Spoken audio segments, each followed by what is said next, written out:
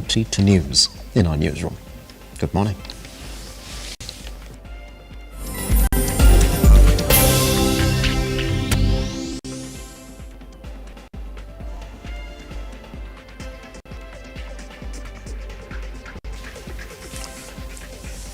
Welcome back. On Monday, panic gripped Muradi village, the area that bore the brunt of Friday's gas explosion in Embakasi, Nairobi, over fresh suspected gas leak.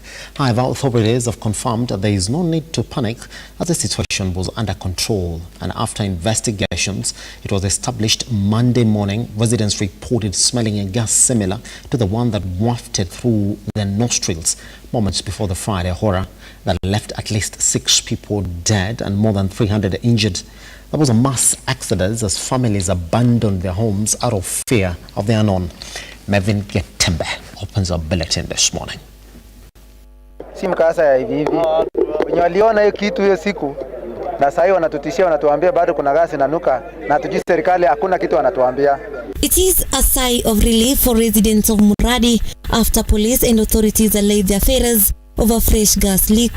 Residents earlier morning reported smelling a gas similar to the one that rafted through their families, abandoning their houses out of fear of the unknown. It's because like 1.5 hours ago, there was information that circulated within this area that there was a fresh leak of gas within this area, na watu wakapanic wakatoroka. Nairobi City County officials, while addressing the press, said that the area had been secured and a fire engine dispatched. Precautionary measures including evacuation of neighboring residents has already been taken. Tumefungua tanki zote, tuko na tanki 4. Tanki moja ndogo imefunguliwa, haina gas. Na zile zingine 3 tumefungua valve zake zote, hazina gesi. So tunahakikishia kwa hii site hakuna gas ambayo inaweza dhuru mtu, zote ziko empty. According to the residents, they have received minimal support, contrary to the government spokesperson Isaac Maura sentiments where he said at least that a good number of the affected has received support.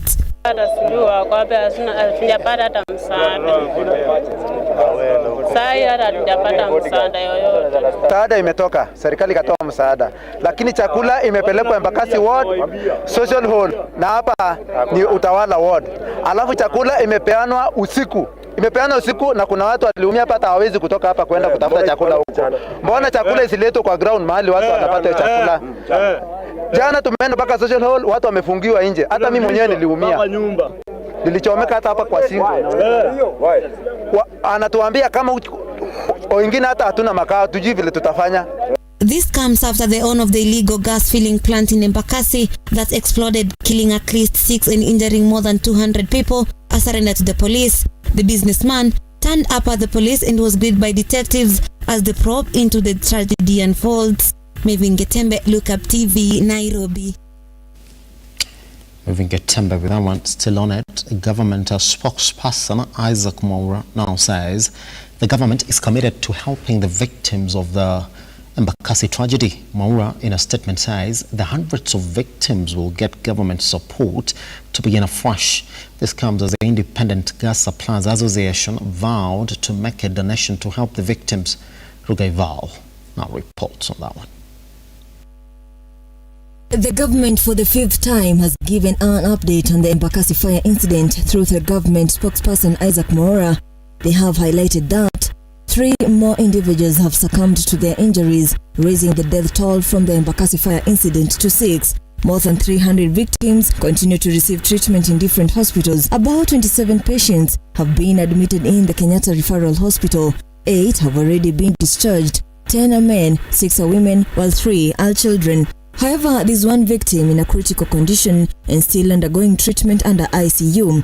Additionally, the Kenyatta National Hospital has also continued to serve more victims. 67 are so far admitted, 6 are in critical condition, 27 patients are now discharged, while 34 others continue to receive care in various wards. At the Embakasi Social Hall, 761 beneficiaries got direct supplies from the multi-agency response, including essential supplies. The Kenya Red Cross has implemented a mechanism to cover 2 months' rent for the affected individuals, amounting to 6,000 Kenyan shillings per month. The government, with support from other partners, will continue to give support to the 761 families, an increase of 98 families compared to the initial figure of 663 households. Additionally, those who have lost their documents and certificates in this tragedy were requested to register at the Embakasi Social Hall in order for the government to facilitate the replacement through National Registration Bureau (NRB) and other bodies such as Kenya National Examination Council. Makarau ama OCS hapa wa hii Embakasi anajua hii mambo. Sababu wao ndio wanakutumanga, unaona flying squad inakuja hapa, Maasai wanafunguliwa, wanapewa yao, wanaenda, of which is risk. For example, mimi ni mtu wa kwazo hapa mtaani, nipewa kazi hapa ya kujenga kipanda, haitachukua saa moja kuona kanje imefika hapa, nasema unaweka legal structure, na sisi tunauliza, we are requesting the government, in case vitu kama hizi zikiwekwa mahali, na wao hii harakati, ile haraka yenye kanje inatumia, watumie hii harakati, wahakikishe kwamba sisi tunakaa mahali iko safe. Number 2, kuna zile kampuni zenye zina supply gas, tunasijua hapa, for example Toto Gas, K Gas, mbona wanaruhusu hizi zingine hata asina hizo safety precautions? Sababu kuna, for example tuseme kama Toto Gas, kuna kitu kwa pale wameweka. One, kuna kitu inaitwa ESD, in case uone moto, ni kitu na press. Ukisa press, mambo matatu yanafanyika. One, aramu na raise. Two, ile electricity operation ina cut off. Ruga Ival, Lookuptv. A family in Kirinyaga County is mourning the death of 2 members of the family who died in the Embakasi fire tragedy. According to the family led by the deceased, mothers Virginia Wambugi, her late daughter Ann Nyaguthi, aged 25, and her son, aged 1 year, were among those who died from the gas incident in Embakasi, Nairobi. Let's take a look. The death toll of the Embakasi fire tragedy has risen to 7. Sadly, a family in Kirinyaga is mourning the death of the keener daughter and a 1-year-old child who perished in the Friday infant. The mother of the deceased, Virginia Wambugi, says she lost her daughter Anya Guthi and found out about the gas explosion on TV, only for them to learn the following day that their daughter and her son were among the people who were confirmed dead.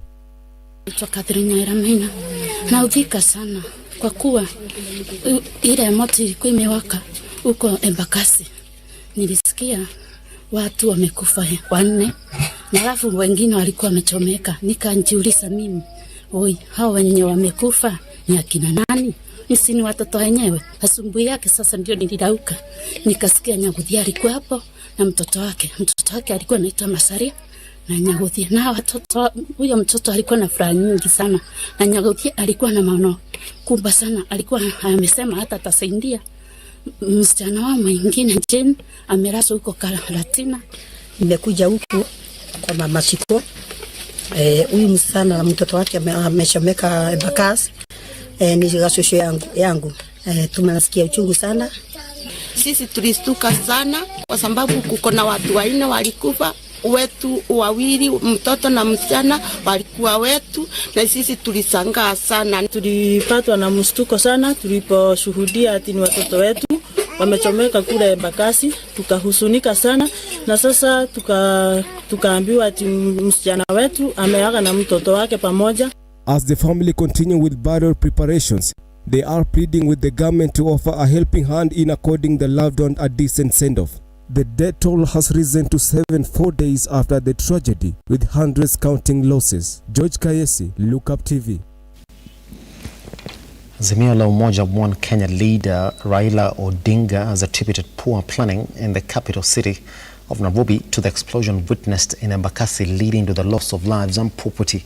Raila says planning has been abandoned in Nairobi and everyone is embracing chaos. Brown Amoy reports. As the city of Nairobi struggles to come to terms with the death of 6 people following the Embakasi fire tragedy on Friday last week. ODM leader Raila Odinga has now blamed poor planning and lack of adherence to the law for the tragedy. Currently, Nairobi is mourning its dead and treating hundreds of injured because the city ignored planning and allowed a gas-filling plant where none was supposed to be. Even our roads as a country have become death traps because planning was long discarded. Every burst of investment and create the much-needed, well-paying jobs for our people.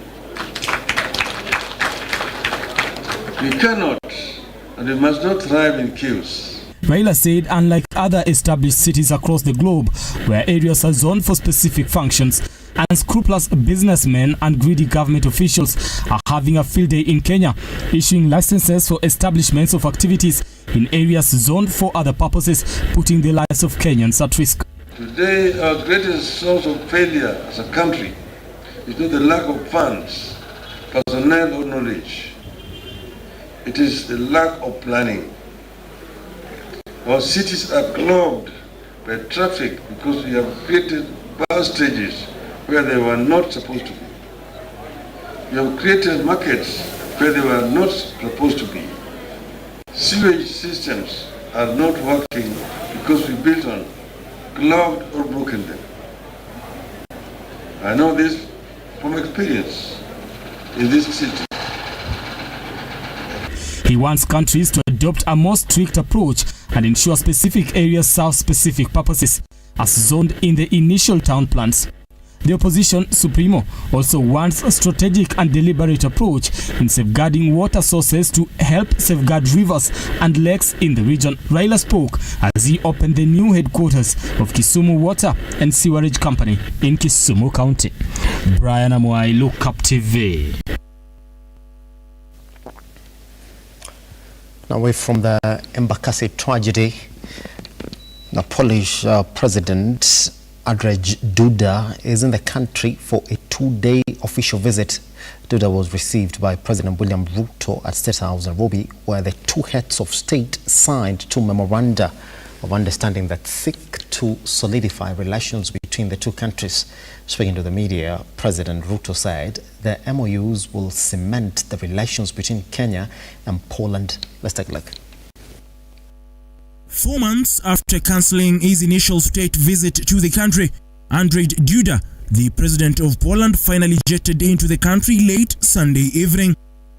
Duda was received by President William Ruto early today morning before holding bilateral talks at State House, Nairobi.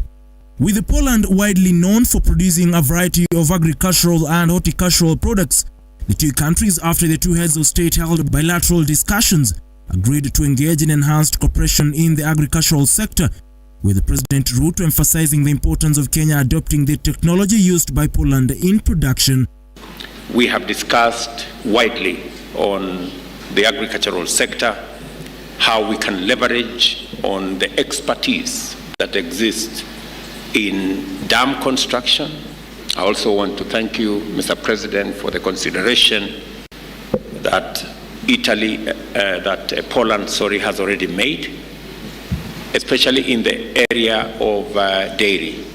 We already have 350 milk cooling plants around Kenya, courtesy of a program between our two countries. And I am looking forward to the speedy conclusion of the other 650 milk coolers that will help expand our dairy industry, save on the post-harvest losses. With President Ruto highlighting the importance of Poland as a valued partner to Kenya, the two heads of state agreed to bolster their efforts in battling climate change, months after Kenya hosted the inaugural Africa Climate Summit. Kenya and Poland have agreed to work together to increase joint efforts to the decarbonization agenda in line with the UN Framework Convention on Climate Change, strengthen resilience and adaptive capacity, and give priority to green growth. We have also committed to advocating for a more reformed and inclusive global climate financing. On his part, Polish President Andrzej Duda acknowledged the impact of the Russian aggression on food production across the globe, while noting the importance of cooperation of the two countries in various sectors, including agriculture and business. I also spoke about the impact of Russian aggression on the global food market, on the global energy market. But we also discussed cooperation in other sectors of the agriculture.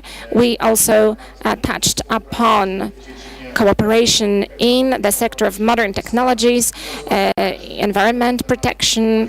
We also discussed various forms of winning energy from renewable sources. Duda is set to visit Rwanda and Tanzania after departing from Kenya. Ian Keitani, Lookuptv. Transport Cabinet Secretary Kipchumba Murkomen on Monday announced that the state has received 50 new wagons to facilitate the operations of the Maraka Express freight service. Murkomen said the wagons are a key milestone for Kenya and the region as the ministry seeks to improve rail services and efficiency. Let's take a look.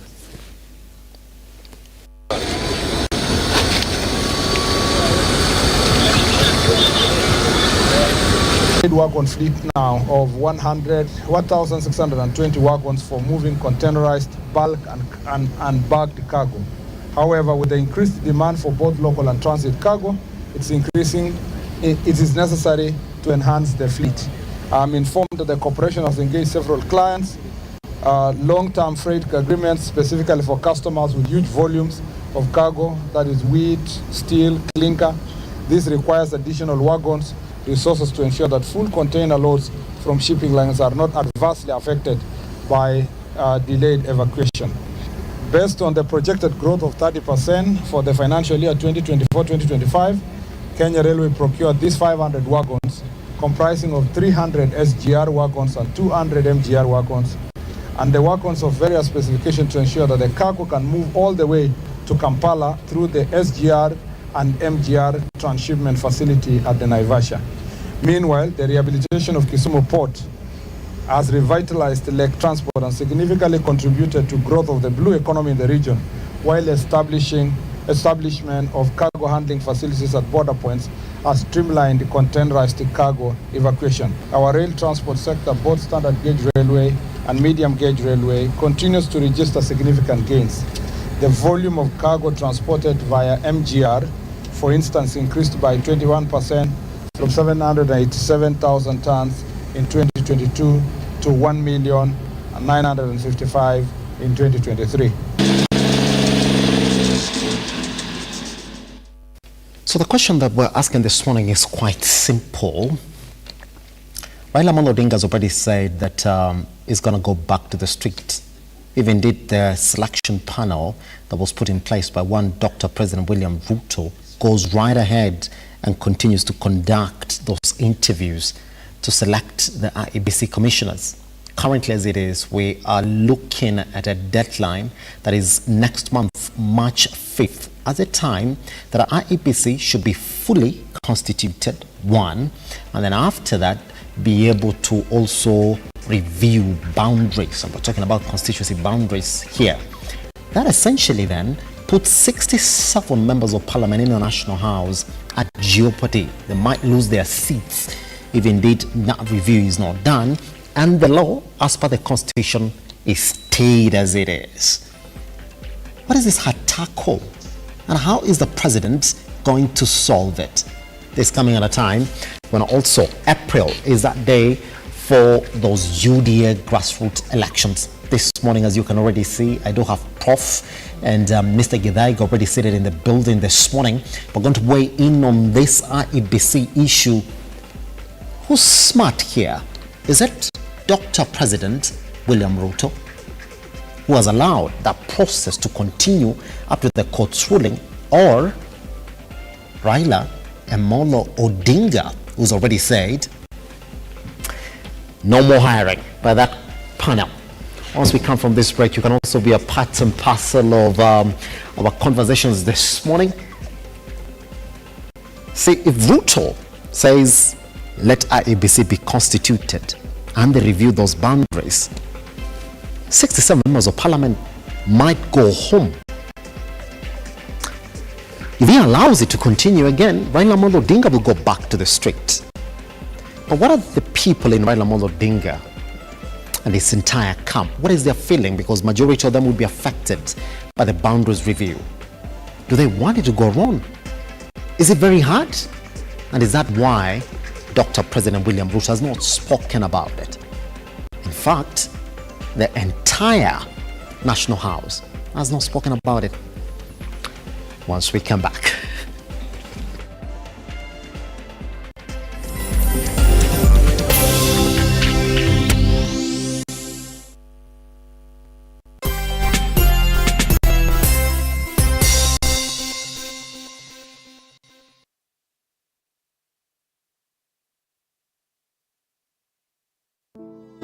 Save a Life is a non-profit organization that has taken the front line in transforming lives in the entire country. So far, we have transformed the life of over 100,000 people through our programs, which include medical support, youth empowerment, street family program, feeding program, and climate change.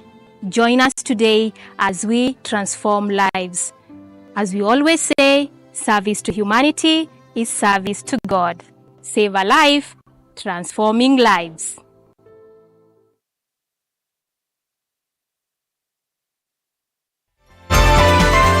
Infinity Industrial Park is one of the largest private industrial parks located along Eastern Bypass, Nairobi, which provides modern infrastructure for smooth operations for industries and business enterprises. Infinity Industrial Park offers world-class amenities and facilities with wide roads, a police station, a power substation, fire station, public transport stage, hospital, and shopping mall. In addition, Infinity Industrial Park also offers CCTV cameras, 24-hour private armed security patrol, sewer, water, fiber optic cable, and 3-phase power connection, added to public utility, canteen, and dining areas. Sail on the golden opportunity to invest in Infinity Industrial Park fully serviced warehouses at a special price of 3,569 Kenyan shillings per square foot. For more inquiries, visit our website infinityindustrialpark.com.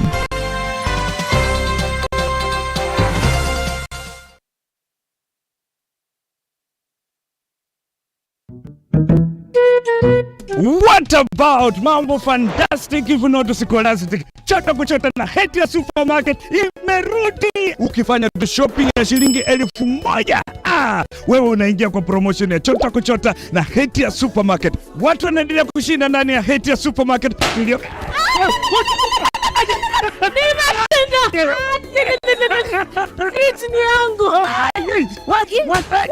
Mwana tata kitoko. Wewe na umeshinda nini? Yote. Hamsa. Nalala. Karibu ndani ya Hatia Supermarket uweze kuchota kwa wingi kabisa.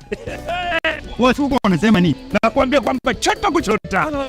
Unangoja nini? Magari 7 za kushindaniwa, TV, fridge, microwave, shopping vouchers, school fees vouchers, instant prizes na zawadi zingine kemkem. Chota kuchota imethaminiwa na Hetia's Oven Fresh Bakery, Gigabyte, Mount Kenya Milk, Clover's Food Products, Velvex, Magic Drink, Pwani Oil, Arenco, Fruit Juice, Masterchef, Toilex, Coolsip, Mika, Wash Ultra, Philos, Prestol, Nivea, My Choice, Ushindi, Fresh Fry, Arimis Jelly, Cabernet Water, Dettol, Ketepa, Meta, Glucose, Coca-Cola, Rosy Tissue, Big Giant, Elbins, Unilever, Fresh, Unga wa Dola, Blue Band na Pasta Star.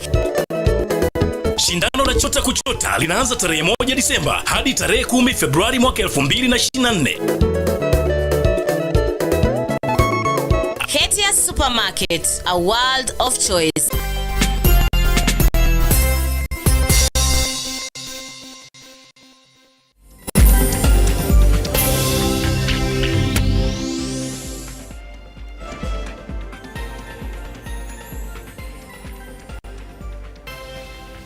Here's the thing then, this is a lot that we have to talk about this morning.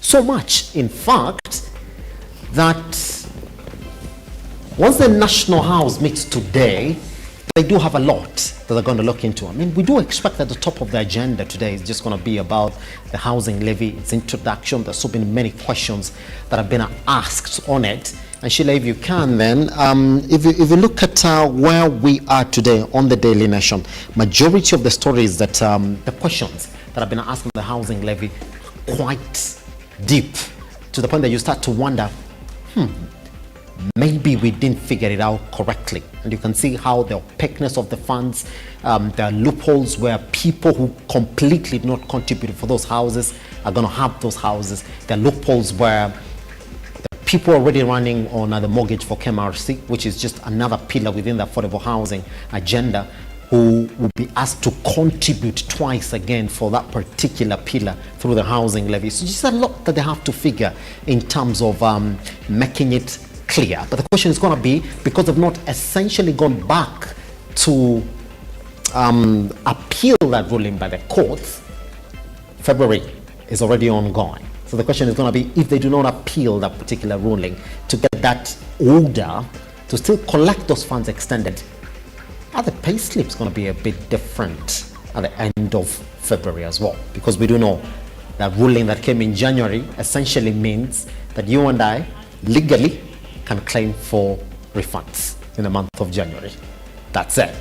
Anyway, joining me this morning then to look at a couple of issues that are of concern and that have essentially touched majority of Kenyans this morning, I do have Dr. Agola Fred with us in the studio. How are you doing, Prof? Morning, my brother Simba. Happy to have you around. Yes. We do also have Fred Gedaiga, Edward Gedaiga. Wow. Yes, Fred.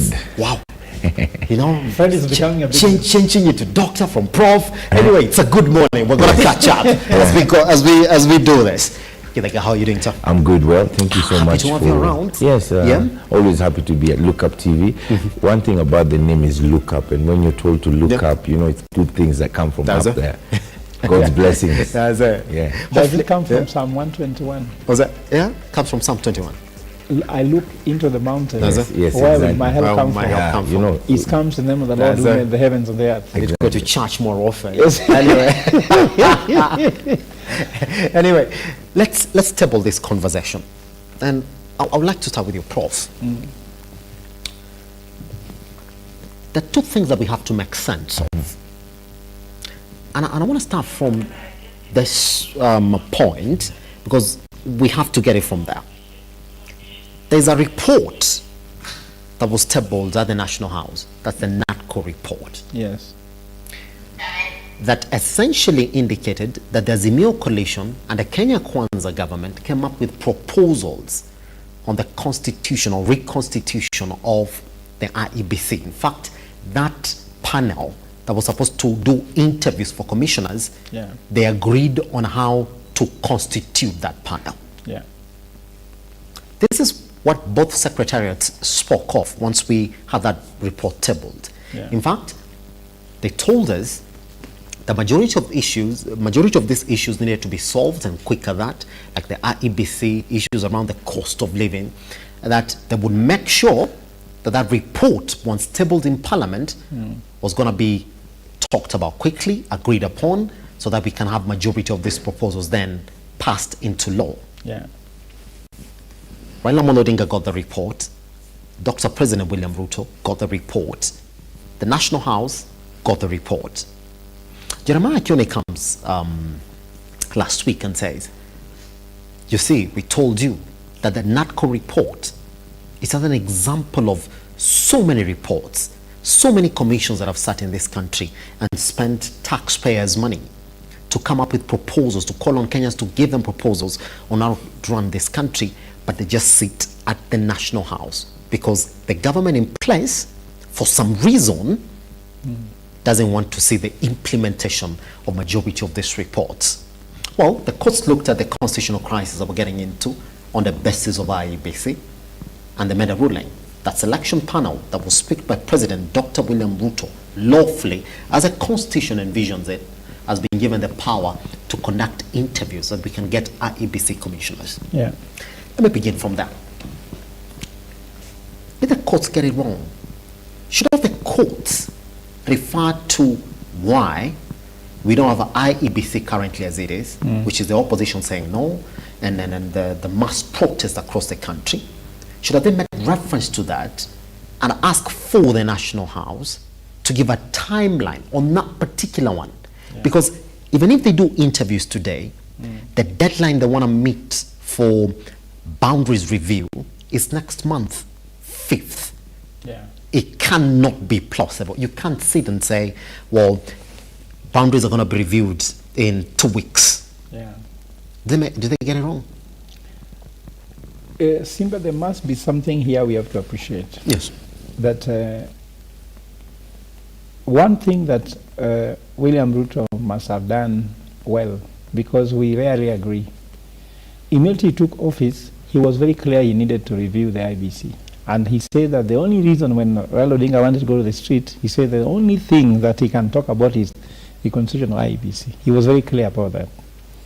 And of course, Raila also was thinking about the IBC, but adding this issue of about the server. But the issue was here was the IBC. And he was very determined to reform the IBC. Remember, the IBC was divided between the 4, the Cherera 4, and the Chebukati 3. Yes.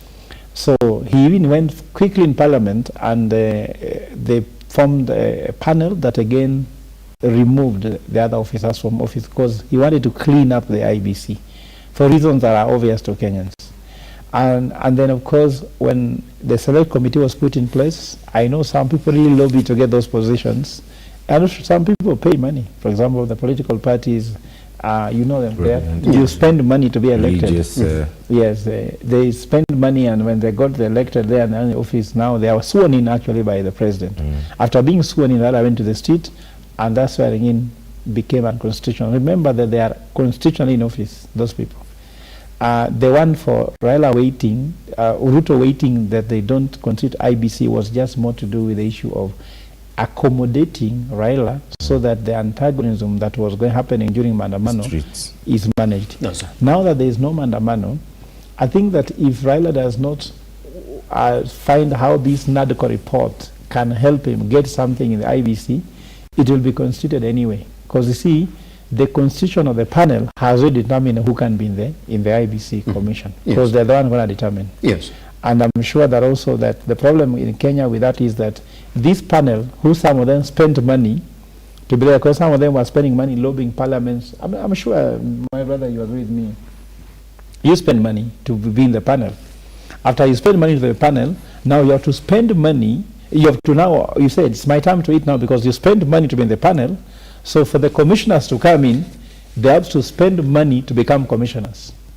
So for them to, after you become a commissioner, after spending money, for someone to be elected, they also have to spend money to be elected. And that's what the cycle we're talking about that needs to break away from this system whereby a very partisan system.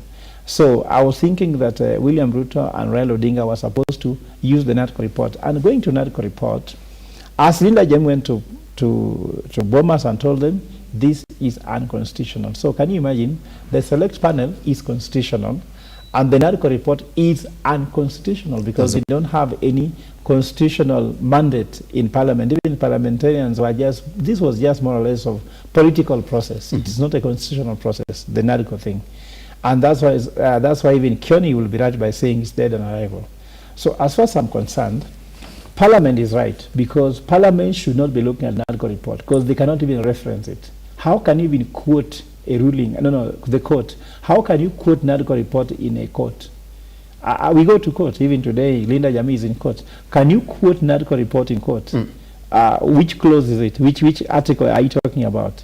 No one cares about it. It's just a political process which was in Bomas. Unfortunate that Azimio is trying to reject this report, and the report has Kalonzo's signature. And Kalonzo was the one who was representing Azimio. He was a co-principal. And let me tell you where this NADCO report was wrong. I think, Simba, there's something you have to appreciate. There's what you call 40-20-40 rule. 40-20-40 rule, which means that the preparation that was supposed to take, the legal preparation that was supposed to take place before they went to Bomas was to constitute 40% of the energy, the time, and resources.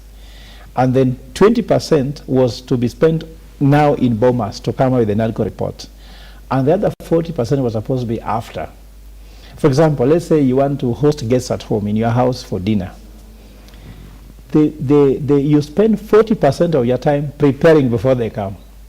Then when they are now at home, you only spend 20% of your time and energy.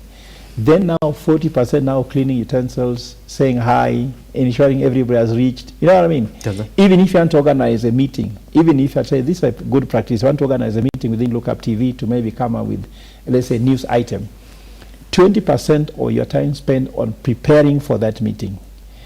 Then in the meeting, spend 20% of your time and resources. Then after the meeting, you spend 40% of your time and resources now to follow up to ensure it's implemented. So implementation of the NARCO report was supposed to take the last 40%. Now they are not doing anything. They're just politicking about it, which means it's dead, even if you look at how they're putting priority. It was about people sitting in bombers and getting allowances. I'm sure journalists were getting allowances there, some of them. I don't know how much you got. I don't know how much they got from Kalonzo and the rest. So the NARCO report was a waste of Kenyan money. In fact, Linda Jamu will go to court and ask that this money should be refunded to the exchequer. Yes. Because what purpose was it doing? And Kioni, who is a member of azimio, has confessed that's one of the waste of taxpayers' money. So who wastes taxpayers' money and walks scot-free? Yes. They have to refund it. I think for me this is a serious thing, and I would like to urge William Ruto that the crisis they're putting us, you asked this about crisis. This crisis for me is done. Do you know you had an opinion about why you think it's being dragged? I won't go because you as a news anchor, you're not supposed to be news.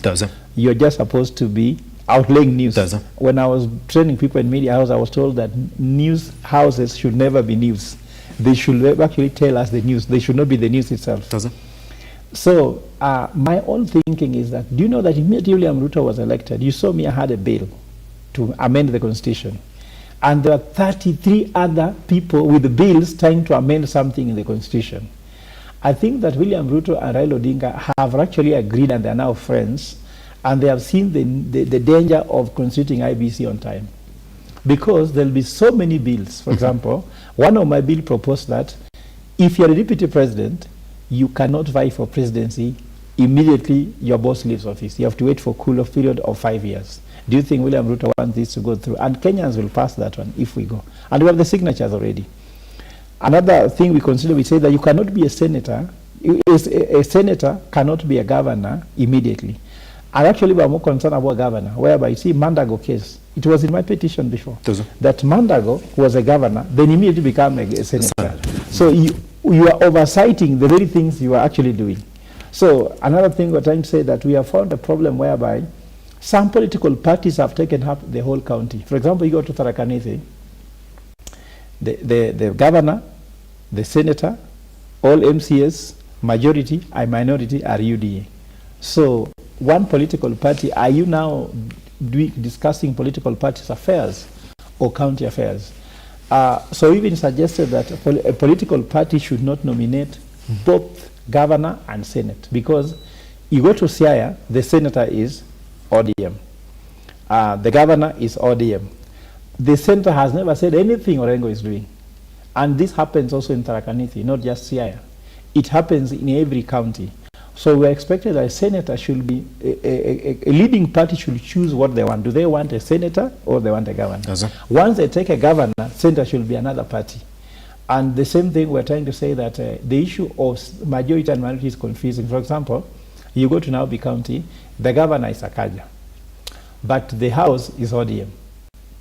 So is Sakaja in minority or majority?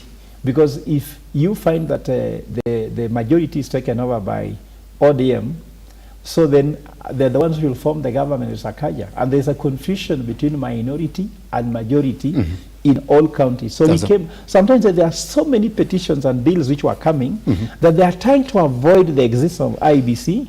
So IBC issue might be dragged so that there is not enough time to change anything. Yes. Because William Ruto, I can tell you, he won the election with this constitution. He thinks that winning election the next term will be easier with the same constitution. Then last but not least, any president who is wise enough should not do what Kibaki did. In fact, as Linda Jamii, we are going to propose something called Debe Kabla ya Debe. Debe Kabla ya Debe means that we have to take William Ruto to the ballot before the ballot. Why? That normally reduces the popularity of a sitting president. Yes. And if that happens, that we go for a referendum for anything now, about, because now the report proposes referendum. Yes. If they go for any referendum anytime now, that will shift attention from development to a referendum, and therefore he won't perform very well in development. And secondly, it will make him unpopular in case he loses. That's what Kibaki did. Kibaki went to a referendum in his first term. That's why he nearly lost the second term. And I think William Ruto, if I know maybe Githaga will advise him, yes. For us we shall go for it. But if he does to go for a referendum with us, he'll be unpopular. You might find that he can lose a referendum. Yes. And if he loses a referendum to Linda Jamii, it means Linda Jamii can form the next government. Does that? Yeah. Edward, yes. I want to start from this particular point. There's just a lot that we have to put into perspective this morning. This issue for the boundaries review just hasn't started now. Yes. But if we go back to a story that we did on Lookuptv that was back in 2022, yes. In fact, that's when REBC was essentially getting told you can't review boundaries now. You got to review boundaries after 2022 elections. And by the way, if you do remember, there was even a time when this election could have been cancelled because then the boundaries review was due. Yeah. And it took up to some judges missing to make a quorum for us to continue with this particular election. Yes. So you sort of have this feeling that you can't push it further because we pushed it by 2 years. It's now due. The last time that we reviewed it was in March of 2012. The Constitution says after 10 years you got to review. We pushed it by 2 years now. There's a feeling that you can't keep on pushing it. That REBC now has to meet that constitutional mandate, that you can't go in and amend, maybe push it by 5 more years or 1 more year. Question comes from there. I mean, REBC, or the court, sorry, spoke about this particular issue Wednesday last week. Edward. Yes. You would have thought that the first person to speak on this issue is one Dr. President William Ruto. He's been quite silent, no statement from State House, no statement from the government spokesperson, no complete statement from the president as well. Are we reading too much into his silence? Yes, you're reading too much. I mean, president has so much work to do. Yesterday he was dealing with Poland president. Today he's traveling to Japan. He's very busy. And the president has his ministers, cabinet secretaries, a full government constituted. And the issue that you're talking about also, before I go into the IEBC matter, is the dialogue committee. That report, yes. Yeah, the report that was found or created. That whole process, you have to ask yourself, how did it start? It started because Raila Odinga went to the streets. And when he went to the streets, it was chaotic. If you remember very well, a time like now, last year, people were burning, things were burning. There was no peace in this country. It was all fights. And it took some time because obviously the government would not agree to sit. An elected government, democratically elected, sworn in broad daylight, unlike Kibaki was sworn in past 6 p.m. And I like the way you mentioned that. And actually, I would support him on that. I know the game plan that Raila Odinga has now. He would like to bring something called a referendum in this country on these small issues. Because as you can see, it's like sabotage. Yeah, for them to start speaking against this report. And they themselves were participating in it fully. When William Ruto gave an olive branch to Raila Odinga, there were a lot of rumors that flew around. I do not want to speculate much because I do not want to be said I defamed somebody. But there was a deal that was struck between Raila Odinga and William Samoei Ruto as the leaders of opposition and leader in government. Is it the alleged deal in Mombasa that you're talking about? No. This, remember, there are a lot of stories that William Ruto and Raila had met. Yes. Yeah, privately. Yeah. And it went even in the news, there were captions everywhere. And Rigathi Gachagua actually confirmed it? No, yes, but he wasn't part of that meeting, Yes. Rigathi Gachagua. So, and that meeting is what that now brought the issue of dialogue, because now already the country was burning. Remember, we had Mr. Kuhn from the US, the senator, come here to Kenya. All over the world, there was a lot of international interest because now Kenya was moving towards chaos rather than stability. So the leaders saw that let's put Kenya first, let's have a discussion, and the only way to do it was to have a form of dialogue, which is a formal way. So even when they set up, the constitution of it was for the sake of Kenya. Because the issues that were being brought about, which probably were not even canvassed as much, but probably in the public participation part, was the cost of living. The cost of living was one of the major issues that was being talked about. I mean, that was what the streets people were saying. That's the reason why people are in the streets. But was that the real honest matter? And that's why you're seeing William Ruto is a genius professor in politics. He knows if he starts mentioning this matter, it doesn't serve him any purpose at this moment. And yet again, the same judiciary, Justice Thande's ruling, that thwashed the report and said it's unconstitutional. See, the same judiciary which we've been talking here for about 3 or 4 shows, and how they are taking this country towards another direction, which we now need to audit the decisions of the judiciary. Was Justice Thande not a Kenyan and available to see that there was dialogue going on? There was taxpayers' money spent. And the purpose of it was to come with a way that we can have peace and we can continue. So that the issues that are pertaining the Mwananchi can be dealt with and done with. So therefore, this whole dilemma you're seeing now is Raila Odinga who has brought it upon himself. And you know, politics is a chess game, right? Every move you make has to be very calculated. So just to sum up on that answer for William Samoei Ruto, his silence is very well calculated because he knows already. Last 1 week, Raila Odinga has been saying he's going back to the streets. On Sunday, there are also those threats of going back to the streets. Okay? So you can feel that there is something that is brewing, and the president knows that this is coming. So why would you fall into that trap of getting yourself into that, you know, there are people who know how to live and succeed in crisis. Or was this when there is no crisis, they cannot be seen anywhere. Was this the intention from the get-go? Take them to the Bomas of Kenya, let them come up to the report, tell them the report is going to go back to Parliament. Parliament will come from recession and then talk about, and then talk about this particular report. Exactly. Is that what it was, knowing very well that there's a March deadline? I mean, Edward, indulge us this morning, knowing very well that there's a March deadline that is looming for IEBC. You would like to think that they would have addressed it the same way they're addressing the housing levy issue. I mean, there's a constitutional crisis here that we're talking about. So why couldn't they pick it up quick at that? Okay, like I said earlier when we were having our side discussion, you also have to live in reality. Don't live in limbo. Even as a journalist, you have to live consciously. What is the reality? The reality is there are certain natural factors that play into everything that we go through. Nothing is a straight line. You cannot, even if the constitution was set 12 years, the people who set it did not know we'll have COVID-19. We'll have 3 years of the economy shut down.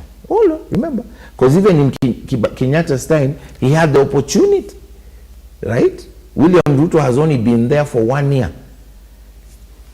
Uhuru Muigai Kenyatta had the opportunity, he had the opportunity to look at this matter very seriously and bring it forward. However, now that we're discussing it now, I am certain and very sure that Parliament, which is being recalled today, is it today? It is today, yes.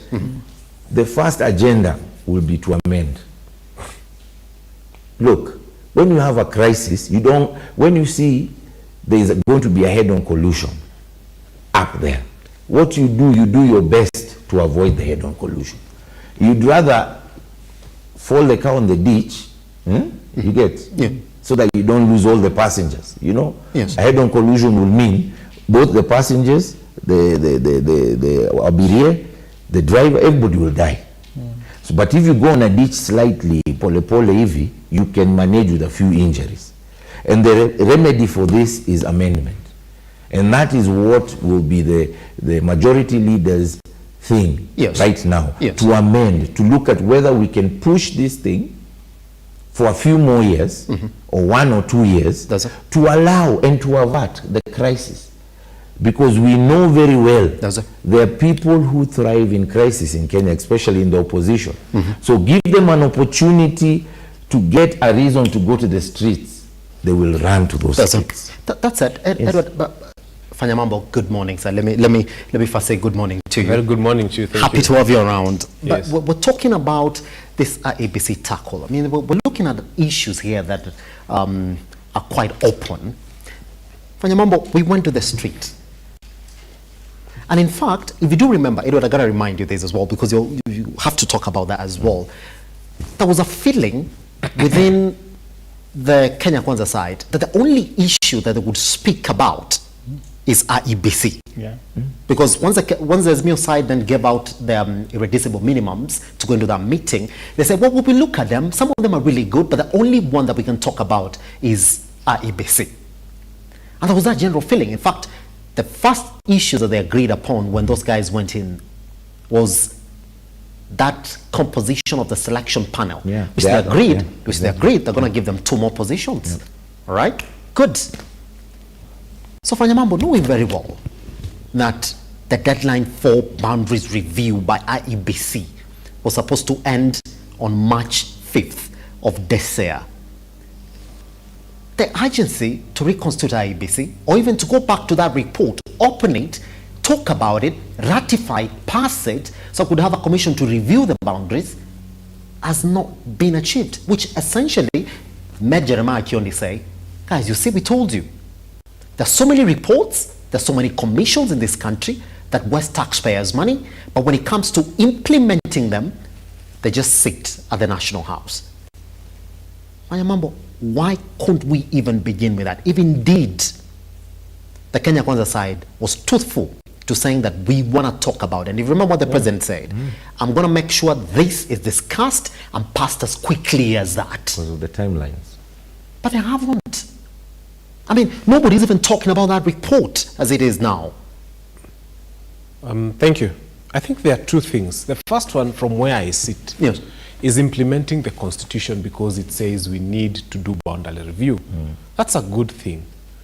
But some of us have moved away from the conversation about democracy, where every person has an equal opportunity at the ballot, to a new conversation about governance.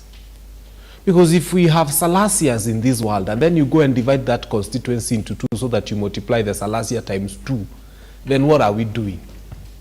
Not unless we move to a place where we get to be sensible enough to start voting the right leaders.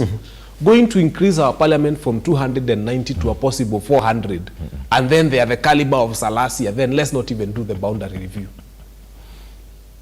So boundary review is a good thing. Increasing our legislators is probably a good thing. But what quality of representation are we bringing to the House?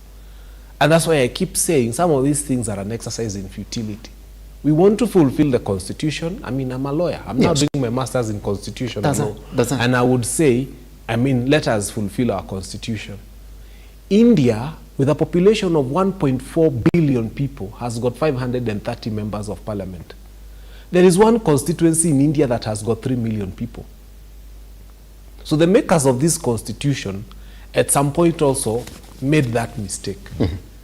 Because if in India we can have 1 MP representing 3 million people, that's a constituency. It has 1.4 billion people.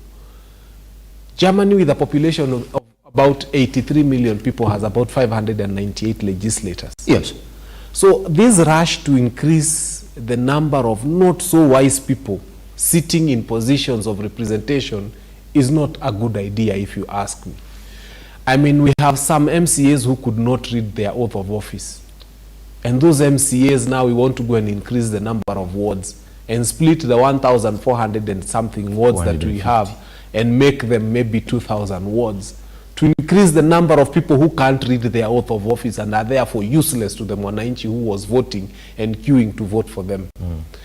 Until we change our people and to start thinking that we must move from that point of saying we are a democratic state to a point of saying now we are talking about governance.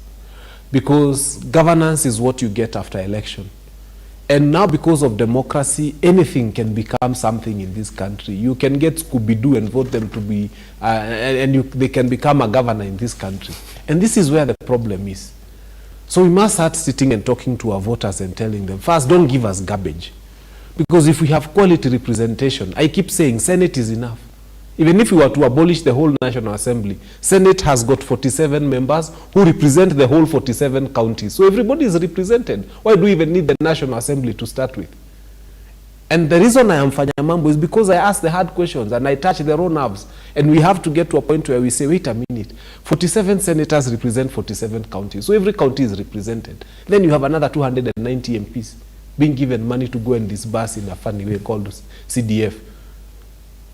So boundaries review we can do because it is provided for in the Constitution. That's it, and we ought to do that. And we ought to do it because it's a constitutional permission. Yes. However, yes, if it is going to give us Salasia times 2 and a few other or even remove, because some boundaries, some constitutions, by the way, do not mean the quota, or even remove. I mean, that's my question to you, Fanya Mambo. Like, is somebody seated somewhere knowing very well, and this is what I want to postulate to you. Maybe I'm wrong, Prof.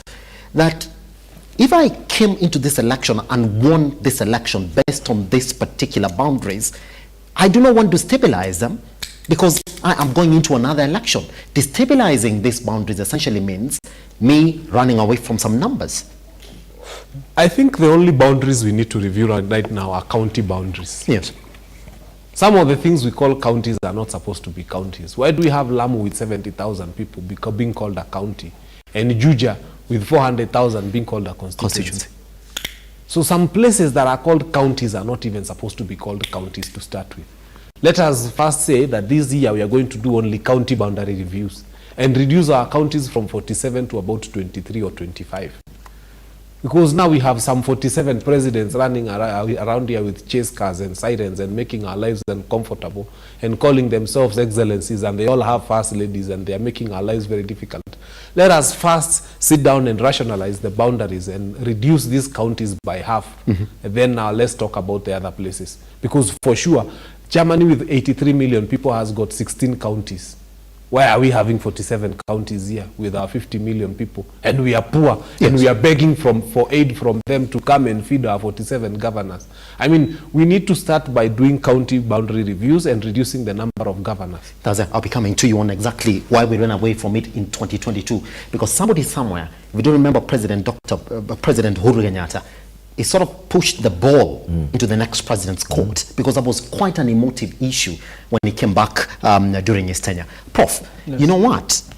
Could you tell us why the president doesn't want to speak on this particular issue? It was ruled upon last week, Wednesday. Raila Odinga came out immediately and spoke on it.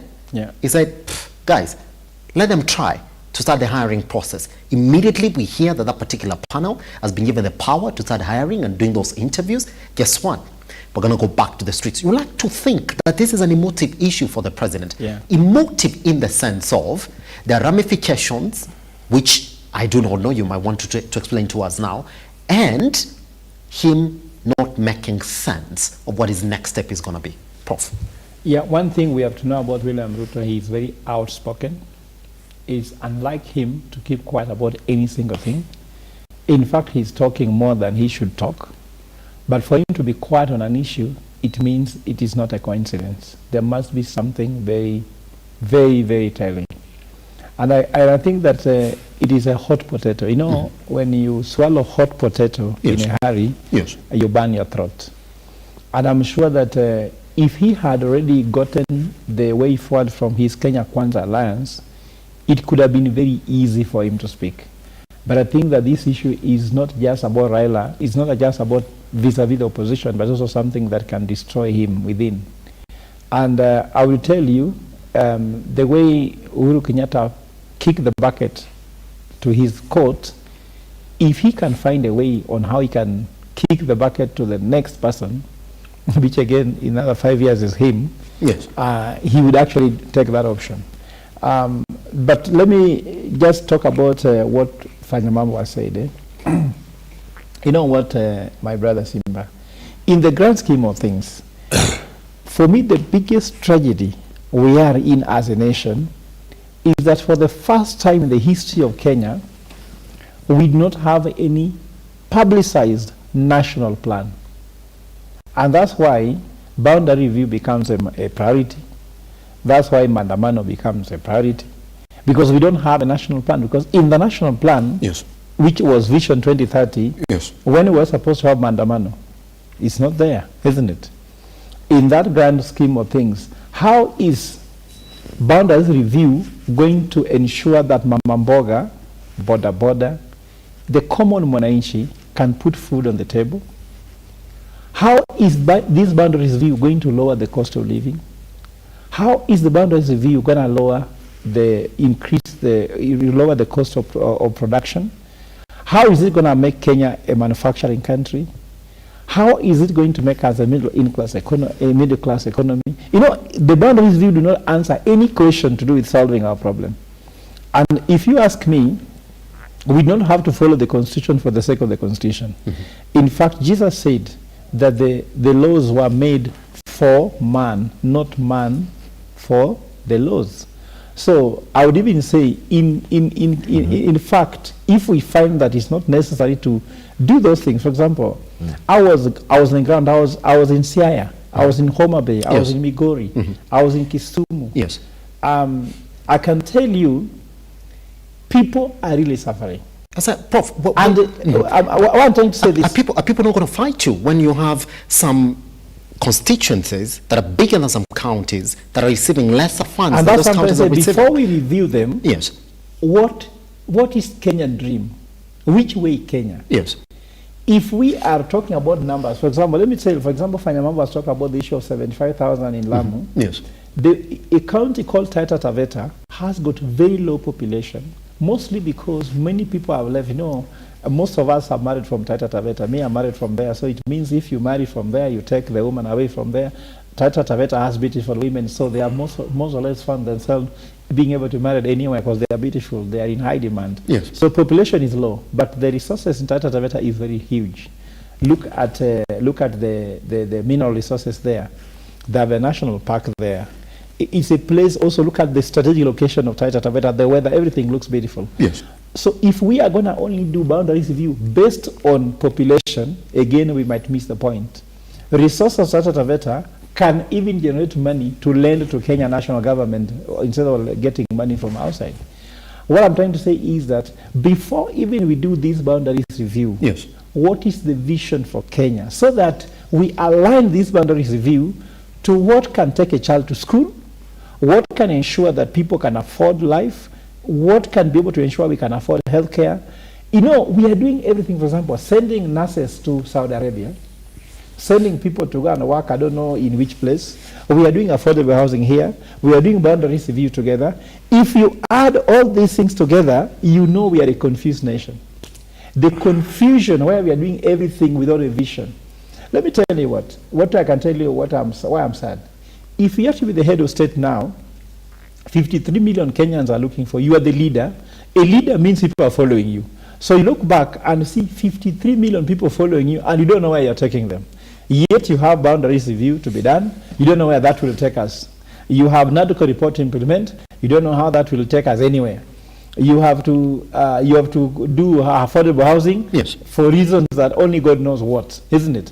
So this is a confusion. Unfortunately, vision cannot be delegated. That's why I've been telling you, Simba, and let me go again talk about myself.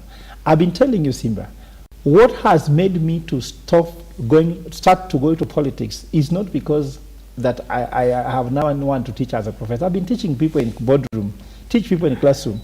But the real vision should be led by politicians. And if there is no one who can craft a vision for Kenya, where everyone will go, well, look, go to Dubai. Do you know, somebody woke up and painted the picture whereby they'll be creating an economy where we'll get people who are coming to work, but allowing the Dubai people to be very rich. Do you know that most people who do restaurants, business, these small businesses are foreigners? But the real people from UAE are enjoying life. Germany, you're mentioning here, they had a vision. Look at Singapore, they had a vision. For us, we have to do boundaries review, implementing the constitution, and creating poverty. Implementing the constitution has given us too many representation. We have 3 levels of representation, but 2 levels of government. And I agree with my brother. We have to understand that we don't need too many representations. Yes, but this is what we passed. I mean, the faith of this constitution is that if you increase presentation, then you're actually cutting this grounds into manageable figures. Bill of Rights. Yes. The Bill of Rights of Kenya in the Kenyan Constitution 2010 is the most advanced Bill of Rights in the world. And so be it, Prof. But they don't enforce how those rights can be achieved. For example, they talk about you have a right to a house, isn't it? You have a right to clean drinking, safe drinking water. You have a right to education. You have a right to health care. But boundaries review will not give it to you, right? So why is it that those rights, there will be no legislation? We have over 300 members of parliament. No one has come with any legislation to address those issues. They are representing us. And let me tell you what, my brother, why I'm sad is, if you look at passing of the house levy, which is hurting the common mwananchi, and they are overrepresented by the members of parliament, it tells you we don't need parliament. If we are leader Jamii want to talk about the sovereignty speech, whereby this sovereign power given to elected officials are not executing to the interest of wananchi. So before we have a vision where we are going, you can be represented by 1 million people. You still go nowhere. According to me, we need a national publicized plan. Yes. Because they left Vision 2030. Remember that according to government plan, maybe my brother Gidaya knows that we should be under midterm plan 4, which should be the reference point for all government spending and budget. Yet control of budget is saying we are borrowing money without a plan. We are investing money without a plan. And yet we have ignored the Kenyan plan. According to me, Plan Kenya. Let us look for where we are going as a country so that our children and our children's children can be assured of their future. But they have a manifesto. It's called Hatupangwingwi. Edward, here's a question. I mean, we should run away from the fact that the true faith of the Kenyan Constitution in 2010, essentially when it came to boundaries review, was that what we need to do is have manageable chunks so that service delivery could essentially be taken down to the ward levels where the basic levels of development that could be found. That's why boundaries review is really quite important. Now, let me take you back to what the Constitution essentially thinks about boundary reviews, and I will tell you what. If you go to the Constitution, it emphasizes on the quality of vote principle and pays little attention to the historical development of constituencies. Thus, the population statistics are crucial. That's why every 10 years after we do a census, then it mandates for us to review our boundaries, knowing very well where these populations are, to understand it better, to know where to create a county, a constituency, and to know how to create, how many wards we can create in a certain constituency. We continue that this was back in 2022, and I'm going to read it to you. Therefore, because of the census report that came out, the next review was going to be an emotive issue, because there are some members of parliament that had essentially been elected on constituencies that had numbers.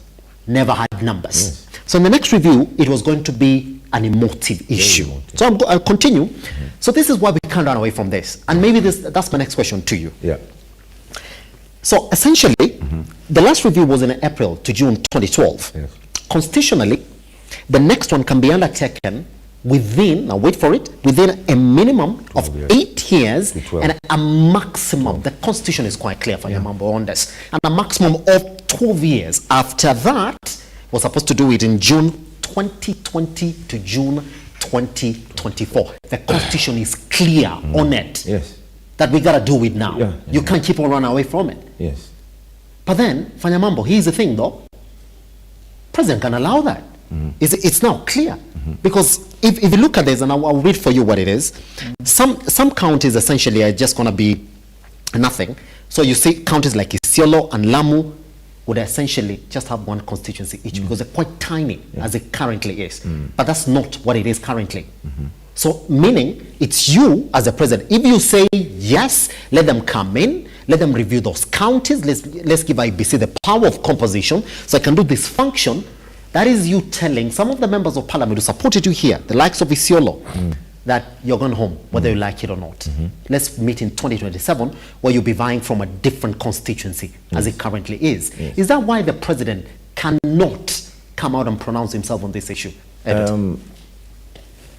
You see, the president, even when he was dealing with this matter of dialogue and coming together, he didn't want to discuss this. You know, these were non-issues really for him. The only issue he said that he would look into was the IBC. Because he could see the urgency. It also had constitutional timelines.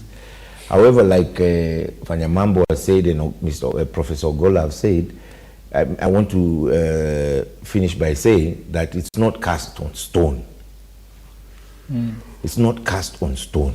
On this review? Hold on. I'm saying, the bound, you know, you see, you're talking about the timeline of the 12th year. And that's where we are now. And that's where we And because we are there now, with the economic situation we have now, is it feasible to undertake such a massive exercise as election boundary? But somebody can go to court today. Hold on.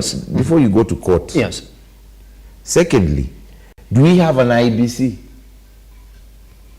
Do we? We don't.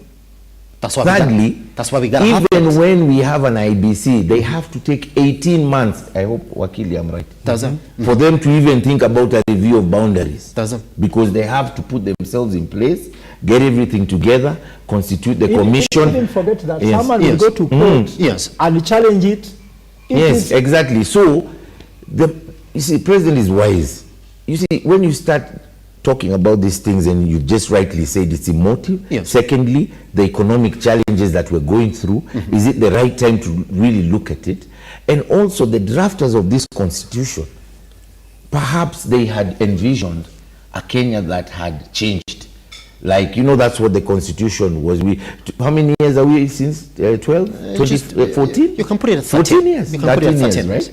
I'm sure the drafters thought that by now, the leaders that would be elected in parliament, in words like Fanyamambo was mentioning, would be of a different caliber. But that's not the case. So we need to look at this thing through another dimension. Which one is that? And that's why I'm saying we need to look at amending. And I want to say something here that brings back the NATCO report. The first thing that the NATCO report was talking about, and this is where we're going wrong. Right now, the NATCO report was supposed to be curtailing the travel budgets and reducing them in the law. Not by public service, not commissioner, but public service secretary, saying that you cannot travel in the law. 30% of their daily allowances was to be reduced. Establishment of office of the prime minister. Establishment of the office of the opposition leader. So that even as we move, we can have structured discussions and deliberations. Unlike how it is now. Fourthly, we were also going to have presidential electoral petition time extension from 14 to 21. That's what the report was saying. And also there was a reconstituting and restructuring the IEBC. So the number one person who has failed, and I believe this is the reason why William Ruto is quiet, is why are you not asking me what's wrong with the judiciary?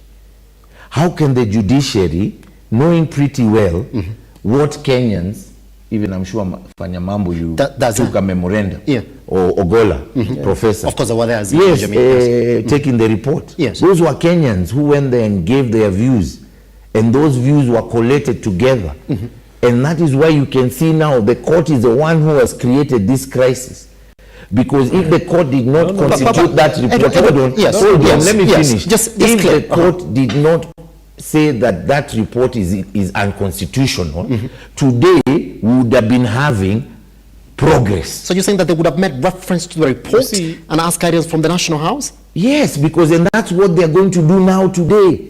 Because the court has nullified the whole matter. Yes. Right? Yes. So they have to go back to Parliament where it started from. By the way, it started off in Parliament, and that's why they only adapted Kalonzo Musyoka into that. But you saw the minority leader was there, the majority leader was there. So this whole matter of the NADOC report came from Parliament. So they have to go back to Parliament. And what William Ruto is doing is giving people like Ishongwa, who are the leaders of majority. You know, you don't play small game and small ball. Yeah. You allow people who you've given their work to work. And I'm sure Ishongwa has done his job. Kalonzo Musyoka has done his job. And it's even actually very hypocritical for Raila Odinga even now to try and say that if that select committee starts its job, they'll go to the streets. No, but wait, sincerely, that's Edward, I'm going to come to you. How can you be shooting yourself? Fanya Mambo, what is the relation? I mean, who tells whom what to do? The Parliament can't tell the judiciary what to do, and the judiciary can't tell Parliament exactly what to do when it comes to the lawmaking process. The problem is that we had a human being called Chebukati who could not manage a house of 7 commissioners. And he disintegrated IEBC at the election so that we had 3 commissioners saying this and 4 commissioners saying this. Yes. The reason we do not have a complete IEBC today is because Chebukati is a failure. Let's not lie to one another. Was given state recommendation. No. Of course you get state recommendation here for doing all the wrong things. It's not the first time. Every person who does, even the Minister for Education who is messing our children and they are doing home science, they are getting results for some subjects they didn't do, like music. They are getting state commendations. That's the country we live in. You get state commendations for doing all the horrible things and for making counties that had never passed to start passing. I'm trying to say, in this country, the person who messed IEBC is Chebukati. He could not contain 7 commissioners. And they gave us a horrible, horrible election.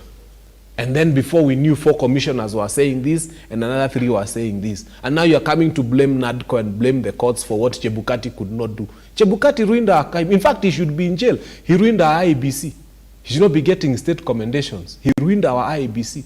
It would have gone well. There's a provision in law for how IEBC transitions from one commission to the next. Yes. This is what we should have been dealing with now. But now we are dealing with a disintegrated IEBC.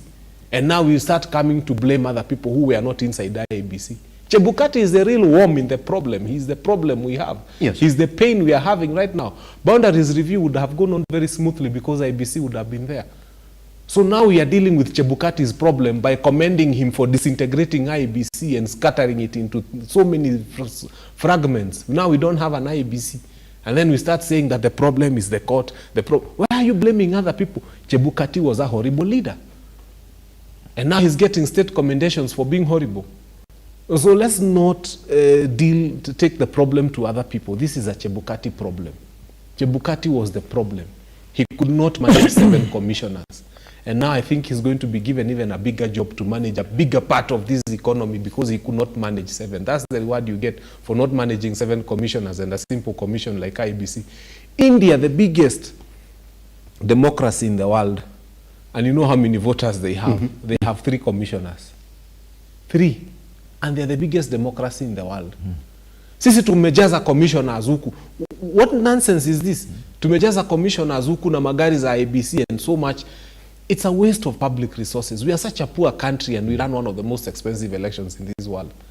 So let's stop being silly. The problem is Chebukati. We should have first taken him to jail and made him answer for why he disintegrated our constitutionally constituted commission. And now he's costing us a lot of money and a lot of stress trying to put together a country because of the mess that he created. Prof, I want to take 2 minutes. Edward, you also 2 minutes, because after this we'll go for a breather then come table this particular conversation. there's something that Edward is running away from. Take 2 minutes. I mean, let's say that Dr. President William Ruto will come in and say, and by the way, some of his foot soldiers have already said it.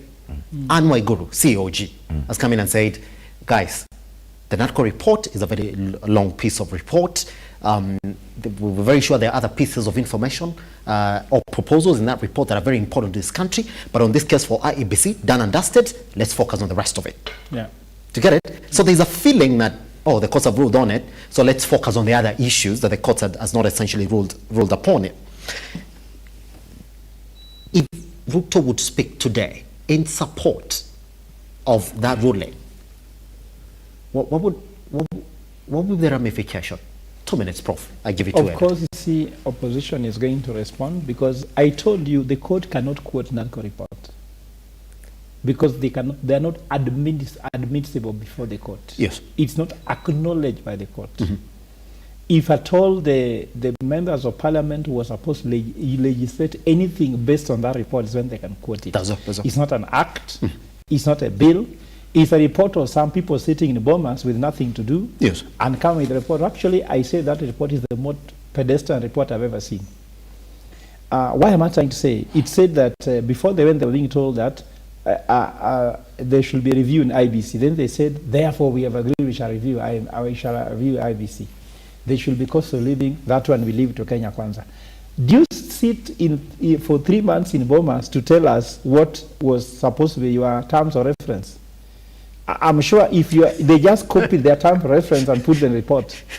So that report cannot be quoted. But yes. If William Ruto supports, in fact, if you ask me, yes, William Ruto should not even say what the court has said because he does not have to do anything. It does not do anything. The court has ruled. IBC should just begin working. That's it. Because the panel is constituted. They were sworn in. That's it. They don't even need to go to State House to be sworn in. And then what will happen is our opposition will respond. That's it. And when they respond, yes, they are, I'm telling opposition, always looking for a chance. And give me just 1 minute. That's it. 15 seconds. I want to give it to Edward as well. The problem we have now, yes, we have a opposition which is bitter, having lost the election in 2022. And that opposition do not actually have leadership at the moment. They just threaten. For example, I hear their proposal. What's their proposal? If they say, if we implement this, they'll go to the streets, isn't it? So if we don't implement this, what we're supposed to implement? You see, if you cannot give alternative, like for example, your child tell them, don't play in water, isn't it? But don't tell them now, play in the carpet. You have to tell the child an option. So opposition is lacking leadership, looking for any little government failure, then banging on it. Yes. So according to me, William Ruto should not talk about this matter. He's not IBC. He's not a select panel. He's not the court. He's the president. Let him deliver to Kenyans what Kenyans are supposed to look from him. Let him be busy meeting the guys from Poland. Let him go to Japan. Let the court do their work because the order was not given to William Ruto. The court didn't order William Ruto to do anything. The court ordered the IBC to do something. So let him keep quiet about it. And I'm happy if for the first time he keeps quiet because we are tired of his talking. There's a problem with that. I'll be telling you exactly what it is, Prof. I don't know how you're going to respond to it once we come from this break. It will take a minute. Yes. If he speaks on it, if he doesn't speak on it, what's going to happen? 1 minute. No, like I said, the president is right in not speaking on it. And I'm not running away from anything. It's just that he has a lot in his plate at the moment. And he's dealing with very important issues for this country. In terms of priority. But like State House innovation. The IBC. In terms of priority. The IBC matter is dear to him because we need an IBC well constituted. And that's why he had come up with a select committee which is sworn in. And that select committee, according to the judge's ruling, it should continue and put in place those IBC officials. The threats Raila Odinga is giving are just mere threats. If he goes to the streets because of that, that is unpatriotic because that is not the cost of living that he went for maandamano in the first place. Right? Can you, but once you hold it there, Edward. Yes. But I want us to go to hold it there because I give you only 2 minutes. Sure. Once we come from this break, gentlemen, there is that. Fanya Mambo, I mean, Raila Odinga has already told you that, well, you dare start the recruitment process, we are going to go back to the street. Because from where the opposition comes from, we already agreed on this. If you as the government wanted to push the National House to actually table that motion in Parliament, they would have already pushed it to be tabled. So the court has a reference point. Raila Odinga feels it is the failure, therefore, for the government not to push for this particular motion in the National House. So he's telling Ruto, you dare, I'm going back to the street. Is that the solution? And if Ruto is supposed to speak on it, how is he supposed to speak on it? Because this April, they're supposed to have grassroots UDA elections. If he says, let them come in, start that job of reviewing the boundaries, some of his foot soldiers will be looking at him and saying, why would I support you? Knowing very well that IEBC has started that boundary review, and we're going to have a sit. Once we come back right here on The Morning Drift, the hashtag is The Morning Drift. See you on the other side of the break.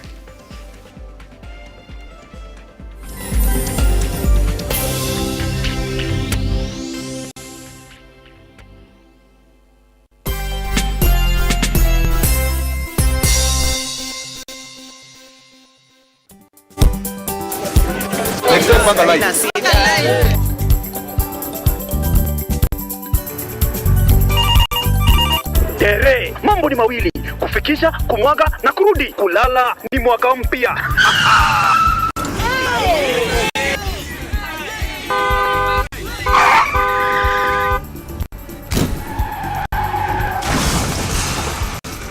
Muka we mse.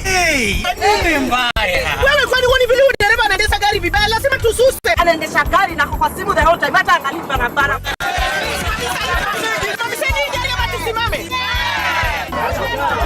Wewe dereva wewe, mwaka iliyopita peke yake watu zaidi ya 3,000 walipoteza maisha yao barabarani kwa sababu ya tabia kama hizo.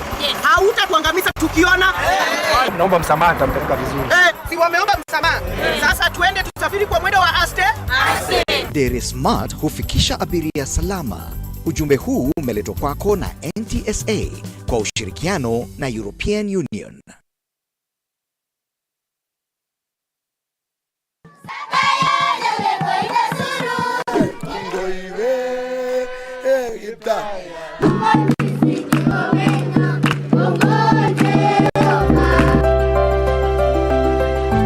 Tuko hapa Kaptara, tunataka kusema asante sana RUTO Foundation kwa mambo mazuri ambayo wameweza kutufanyia leo. Wakaaji wa hapa Kaptara, wakaaji wa hapa Salawa, wakaaji wa hapa Mujukuo, mpaka wakaaji wote ambao wanatoka hapa Baringo County. Naambia RUTO Foundation asante kwa kazi nzuri wanayofanya. Mungu awabariki.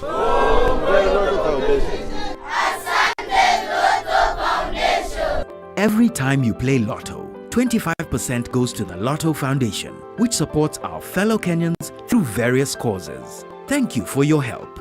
Together, we are changing lives.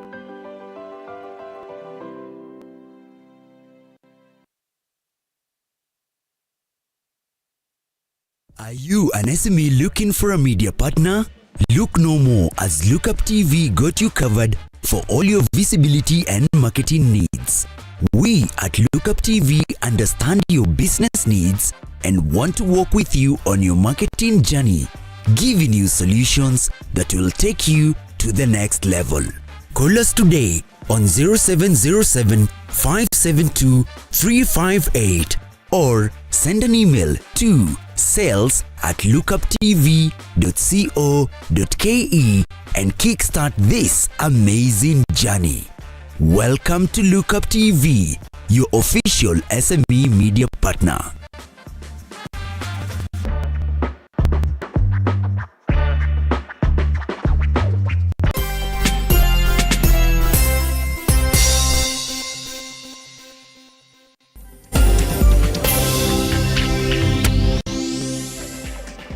Less than weigh in on that IEBC tackle. Who's the smart one here? Fanya mambo. I want to start with you because I gave Prof and Edward 2 minutes each to introduce the next chapter of our conversation this morning. And this is what it is. Raila Odinga has already spoken on it. But then in the context of our conversation here, I spoke to an analyst yesterday who also told me, but it's not just the president who doesn't want to speak about it, or Raila Odinga. It's the entire National House. There are 67 members of parliament who do not want that motion to be tabled in the National House. Like, we close our eyes and continue with the status quo, with this boundaries review, because they know very well that even the ones who are going to talk about this particular motion, they'll be victims of a functional IEBC that will review boundaries before the next general election. They know they're going to be victims. So that leaves Raila Odinga and one President, Dr. William Ruto, to talk about this issue. Raila Odinga has spoken about it and he's made himself clear. That selection committee, if it starts their mandate, I'm going to go back to the street. But Dr. President William Ruto is quite silent on it. Fayamambo, who stands to lose in this? And who's the smart one? The silent one or the one who's already said, try, I'll go back to the street? I'd like to tell you this. We are very myopic because beyond the nose we don't see. I was in Kinangop the other day, and from the main road we drove into a homestead that was 10 kilometers of rough road from the main road, actually 12 kilometers. Why we are doing boundary review is because somebody left that home 12 kilometers away from the main road in an agriculturally productive land to come and live in a small room somewhere in Kayole. If we are thinking of 10 years from today, what government should have done is to make those homes accessible, connect them with electricity and water and roads. When you say Othaya has a small population, it doesn't have a small population. Those people have come to Juja, and they have come to Mlolongo, and they have come to Kibera and every other place. And they have come here because they feel that they are able to access services faster. Because every other factory and every other industry had to be within Nairobi. Yes. And it is decentralization of this manufacturing and production and everything that will make sure that all our constituencies have healthy populations. Every college, every institution of learning, every university is going to the cities. And we are here trying to address this through boundary review. The problem is not boundary review. The problem is inequitable allocation of resources. If you were to build a university, the only university for aviation, for example, and build it in Isiolo, the population of Isiolo will increase. People will follow opportunities. I keep saying Mwai Kibaki was a genius. He built Western University. Then, now it's called Masinda Muliro. Yes. And just by bringing so many young people together, business flourished in Kakamega. When we talk of boundary reviews, we are talking of poor leadership. Yes. Because we have a leadership that is myopic, that is thinking of the next election. And we needed leaders who are thinking about the next generation. If I was president today, I would be building roads and factories and amenities in the deepest of the rural areas. Exactly. So that those people who are finishing Form 4 this year will not leave their homes and go to the cities. And then you have to start reducing the size of the wards in Nairobi so that from 85, now you're going to have 170. What for? What you need to do is to create opportunities for people where they are at home. And I can tell you, nobody will be interested in coming to Nairobi. So boundary review is a myopic thing, and I don't want to address it, and I will not address myself to it because we are seeing at the nose. Yes. What we need to do is to take what is needed to the people where they are. And once we do that, even those who are in Nairobi will start saying, nyumbani kumejengwa factory na ina-employ watu. Nyumbani kuna hii, there is good roads, there is electricity, there is water. The hospitals are near. Why am I going to Nairobi to live in Kayole in a 5-bedroom house on the 5th floor of a house that we keep hearing can collapse any day? So let's not talk about boundary. We are dealing with a symptom of a disease, and the disease is inequitable allocation of resources. Yes. I was sad to see a truck iliangusha cabbage, I was driving and then one cabbage fell off. And then I tried flashing and stopping. He said, sisi hatusimamangi juu ya boga moja. But the reason it fell is because of how the road is. So I went and I picked up the cabbage and I was very happy. I enjoyed the cabbage at home. And he told me, hiyo ni yako furahia. When we fix where people are, yes, we will not need to go and create new boundaries. We have enough legislation. We have enough legislators. We have enough MCAs. Yes. We have enough governors. Population will spread itself.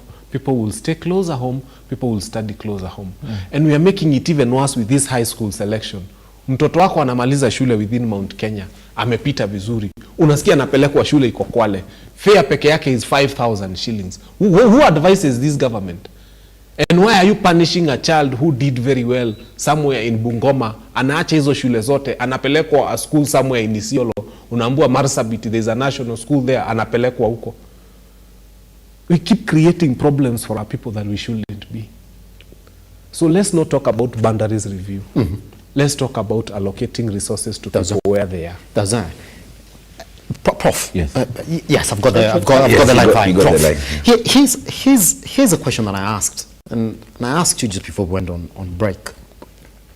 The fact that Raila Odinga has already spoken on it, and even as we're talking about resource distribution across the country, that this is not going to happen when you have one Kenyan who's already a problem in the proper functioning of your economy. I mean, the only reason as to why we got to those talks is to get Kenyans off the streets. Every other person saying, the street issues are not working, let's go talk. Yeah. So once we talk and have proposals on how we move the country forward, I mean, goodwill rules say, if you want what I want, if we all agree that there's a problem here that we're going to solve, we're going to move as quickly as possible to put it on a table, which we did, and those solutions that we come up with, we are going to make sure that they are implemented, at least some of them, or the process begins. Conflict resolution 101. Show that indeed you are ready to start the process, at least. But that's not the picture that Raila Odinga is ready. Actually, Simba, I'm so disappointed because we had election in 2022. Yes. And William Ruto, within the constitution, won the election. He's in the office officially. And anybody still questioning whether William Ruto is the president and is in office is actually against the Constitution of Kenya 2010. There could have been loopholes in the Constitution that gives us a bad outcome whereby someone might not have won the election the right way, but history will write that William Ruto contested for election against Raila Odinga in 2022 and won the election. That's how history will be written. Unfortunately, it will be written like that. Yes, sir. Those of us who are in the previous election supporting Azimio, we are hurt, but we accept it.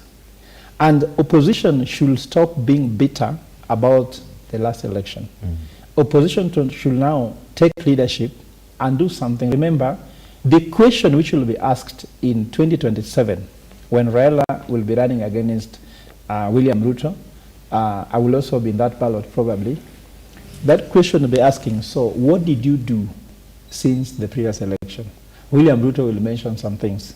If he has not succeeded very well what he promised, how much will you rate Raila Odinga? How much will you rate Azimio and opposition? Because I've not seen any legislation which is positive they have brought out to change the economy, to transform people's life. We have Opiyo and I as leader of minority. What are they doing? So if Raila Odinga told his supporters, let us go to the street and remove William Ruto from State House, it didn't happen. Then later he said, let's go for Bomas. If Raila did not know what he wanted from Bomas, and his team did not get what they wanted from Bomas, why do you take people again back to the street without knowing what you are taking them? But it's already saying that we already got what we wanted from Bomas. What at least on a couple of issues. Then why are we still talking about my question is... But then he's saying that we went to Bomas, I took my people to Bomas, we sat down, came up with some resolutions that the current government doesn't want to start the process of implementing. Then you see what's happening, my brother. Yes. That's not fair, because you see, you are taking people to the street, and Linda Jamii has proposed what's called Linda Jamii Marathon, you saw it? Yes. Where we are partisan to peace. And one of the proposals in the NADCO report is cost of living and in an economic equation. I said it, that to lower cost of living, you need an economic equation. Because let me tell you this, when we were having colonial masters ruling Kenya, went to the street, there was Mau Mau, kutoa mbeberu, sivyo. See, we used force and power.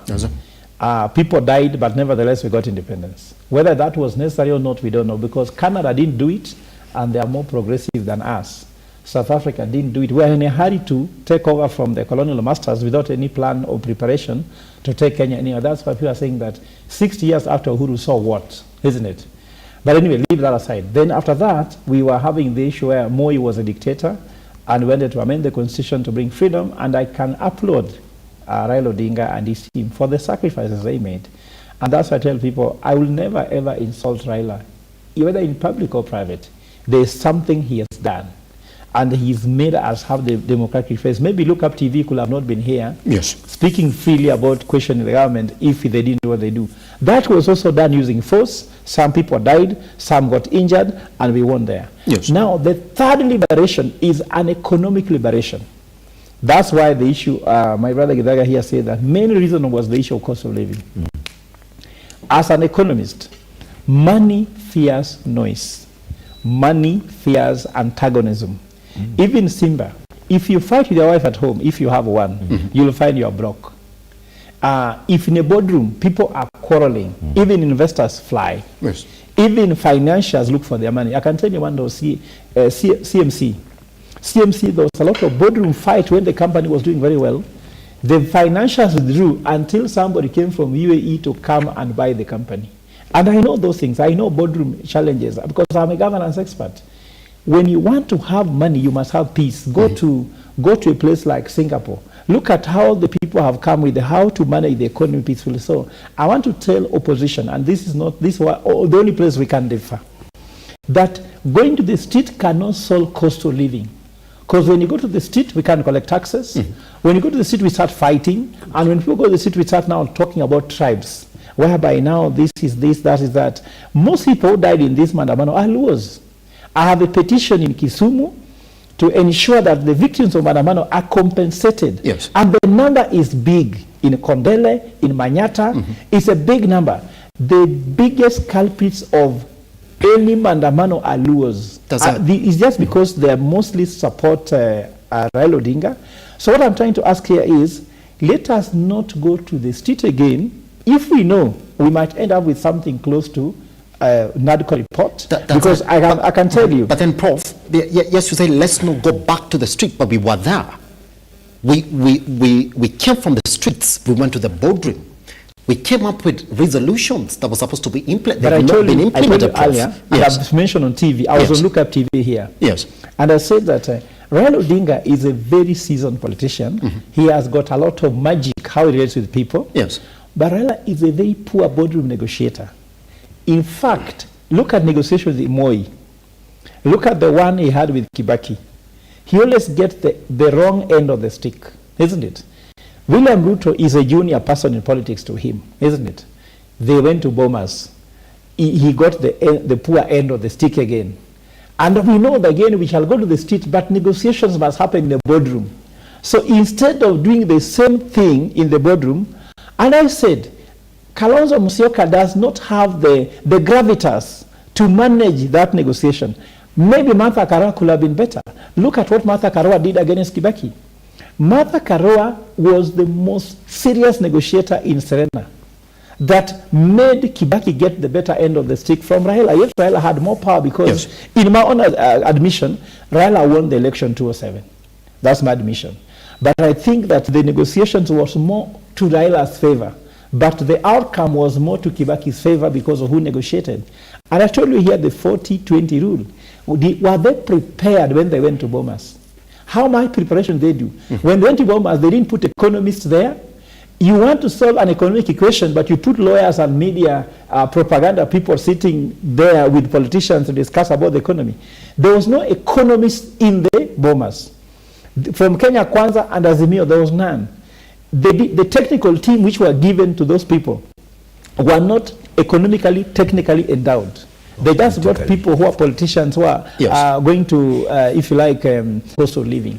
And I urge Kenyans, do not go to the street because it is a political process. It's not an economic process. And the outcome will only be political, will never be economic. That's fine. I mean, Edward indulges this morning. I mean, but I hear you, Prof is of the idea, well, do not go back to the street. But then, while we excluding one man who was quite integral to these negotiations, one President Dr. William RUTO, I mean, you're the one who said, let's go and talk. You're the one who invited them to go to the Bomas of Kenya and talk. You're the one who said, come up with your team, I'll come up with my team, let's go talk and agree on some of these things. Now, on an issue that we agreed upon, we have resolutions on IEBC. We said, this is what we feel. 1, 2, 3 points. Okay, take it back to the National House. And then you say, yes, I'm happy that these gentlemen and ladies at the Bomas of Kenya sat for 3 months. They've agreed on this. I am going to make sure that this is implemented and quicker that. So I like to think that your majority whip of the National House would have already been told. I mean, your speaker at the National House would have been told that, hey, look here, there's this one that has to be spoken of. So yes, quicker that. Yes. Why are we excluding him from this conversation? Because Raila Odinga is right to say, I feel alienated again and I'll go back to where I started again. You see, Raila Odinga is right, yes, because it's his democratic right. Yes. However, it's a bit hypocritical. Okay? And this is my reason why. The reasons why people went to the streets last time, it was because of cost of living. Majority of those people who went there believed that going to the streets will solve their problems. And indeed, the economic times were very hard at that time after the election. Mm-hmm. However, I want to point out what brought this cost of living high. Yes. Was mismanagement of the previous government in areas of debt and how they spend their money. Misuse of money everywhere, lifeline center. Like my brother gave a very good suggestion. You said India has 3 commissioners. Look at the billions of shillings that we should have saved in our economy for a rainy day like now. We spent 70, 80 billion on IEBC. And that was a waste of money because we've never even solved the issue of IEBC. So today, I would like to agree with the president and tell him focus on the cost of living yourself. And don't be lured to these shenanigans that are currently happening. Edward, wait. I don't want to interject you in the wrong way, but I'm listening to your statement. Focus on the issues that affect Kenyans. Yes. But then you have a side here of the opposition that are telling November 23rd. IEBC is an issue that is affecting Kenyans. November 23rd, 2023. Yes. William Samoei Ruto gave a statement. Yes. In support of that report. That's it. And he commended both the opposition and the government side. And he said it's good to go. That's it. So it's not him bringing this problem. Simba, it's not him. Short intervention. Just a minute, Prof. I don't want to lose my point. That's it. It's not him who's bringing all this noise. I want to show you something. The cost of living today, as we have it today, has gone down to a certain degree. Without talking about the cost of living, no, could you limit you have to talk about it. Could you limit yourself to hypocritical. Yes, that's what I'm saying. Yes. The issue about going to the streets because of IEBC is not a street matter. But then, the streets will not put commissioners in place. We're coming from the point of that right here this morning, we're talking about IEBC that was actually included in that NATCO report, which the president himself supported and said. And what did the report say? And I said it earlier. Restructure and reconstitute. Fine. So how do you restructure? And the part I support Justice Sunday's ruling was the fact that she said the selection panel that is going to put in place the IEBC commission should start its job immediately. And that was part of the report. The report said that we are going to restructure and reconstitute. That's it. And the only way in law you can restructure and reconstitute is through a selection panel.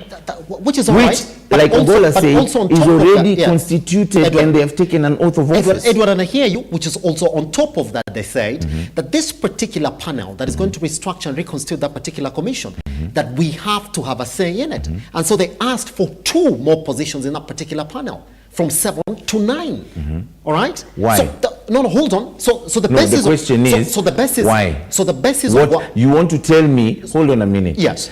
I read ill motive in that. Those Kenyans who were selected there, you mean they're not qualified enough? No, Edward... will those 2 other members that the opposition is saying they add, what addition will they add in that? Edward, it's a question that I don't want to answer, which I want you to answer this morning, because it's basically touching on representation. And those ladies and gentlemen at the Bomas of Kenya agreed that there's a proposal that we confront in this particular report to go back to the National House. So the question this morning is, Edward, please indulge us this morning, and you have a minute. I want to give it. I want to give it to Fanamamba as well. So the question is this morning is, how do you then exclude the president from this conversation? We're not excluding the president. Listen. So why can't he speak about it? There is a leader of majority. Yes. right? Because Raila is speaking about it, that is why you want the president to speak about it. No. On a day when the president is planning to meet the Poland president, so he should be talking about it. No. What I'm saying is this. The factors that brought Kenyans to the street was the cost of living. The cost of living today, go to the supermarket, unga prices have gone down. Today, go to the petrol station, the petrol prices have gone down, even though they have not gone down to the level that we want, and the unga level that we want, they have gone down.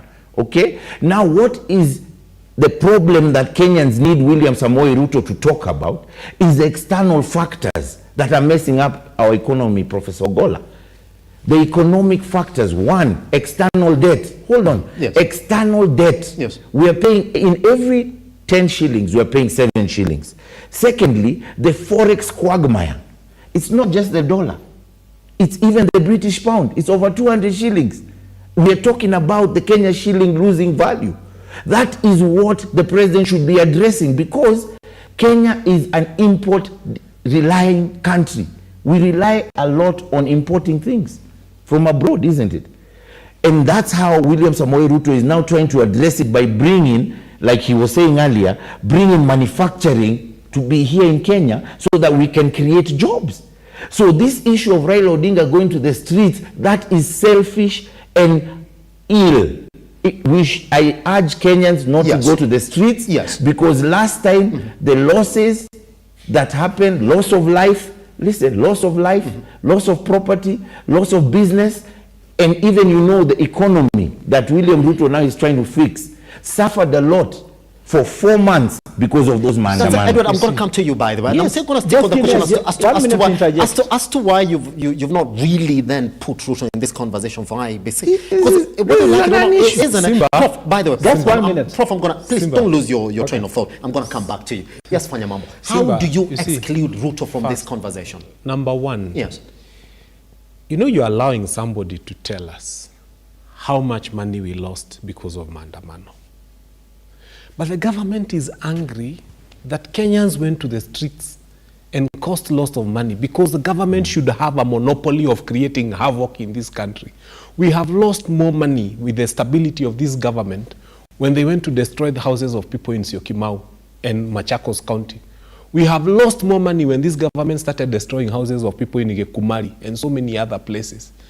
In fact, the loss that we have incurred because of this nonsense called affordable housing, where you come and destroy houses that people have already afforded to build your own that you think are more affordable, and then the market actually proves that they are not even more affordable. Without demonstration, just give Kenya Kwanza administration a bulldozer. They will destroy the lives of more Kenyans than maandamano can destroy in 15 years. And you know the number of people who are on the streets right now and they don't have housing because of this Kenya Kwanza administration. They come and tell you here, and they are ashamed. These people have no shame, by the way. They come and tell you the cost of living has gone down because unga has gone down. Clever, it is true. Unga has gone down. At some point it was 230. It's below 200. But then, when this unga goes down, they make sure they've raided your salaries in such a huge extent when they start taking 3% of what you earn to build for you those crazy and affordable houses. They come and make sure that capitation to schools is not happening. Ask any parent today. So the fees that you are paying is a lot more. Somebody gives you a token of unga and tells you now the cost of unga has gone down. And then they make sure that the fees you are paying is double what you ever paid. And that's why 130,000 children are not going to school this year. That one they do not want to address. They tell you fuel has gone down. By how much? Compared to Tanzania and Uganda. That when it goes down on the global market, Tanzania and Uganda reduce by a similar margin to what has gone down in the global market. Kenya reduces by a margin that doesn't make sense.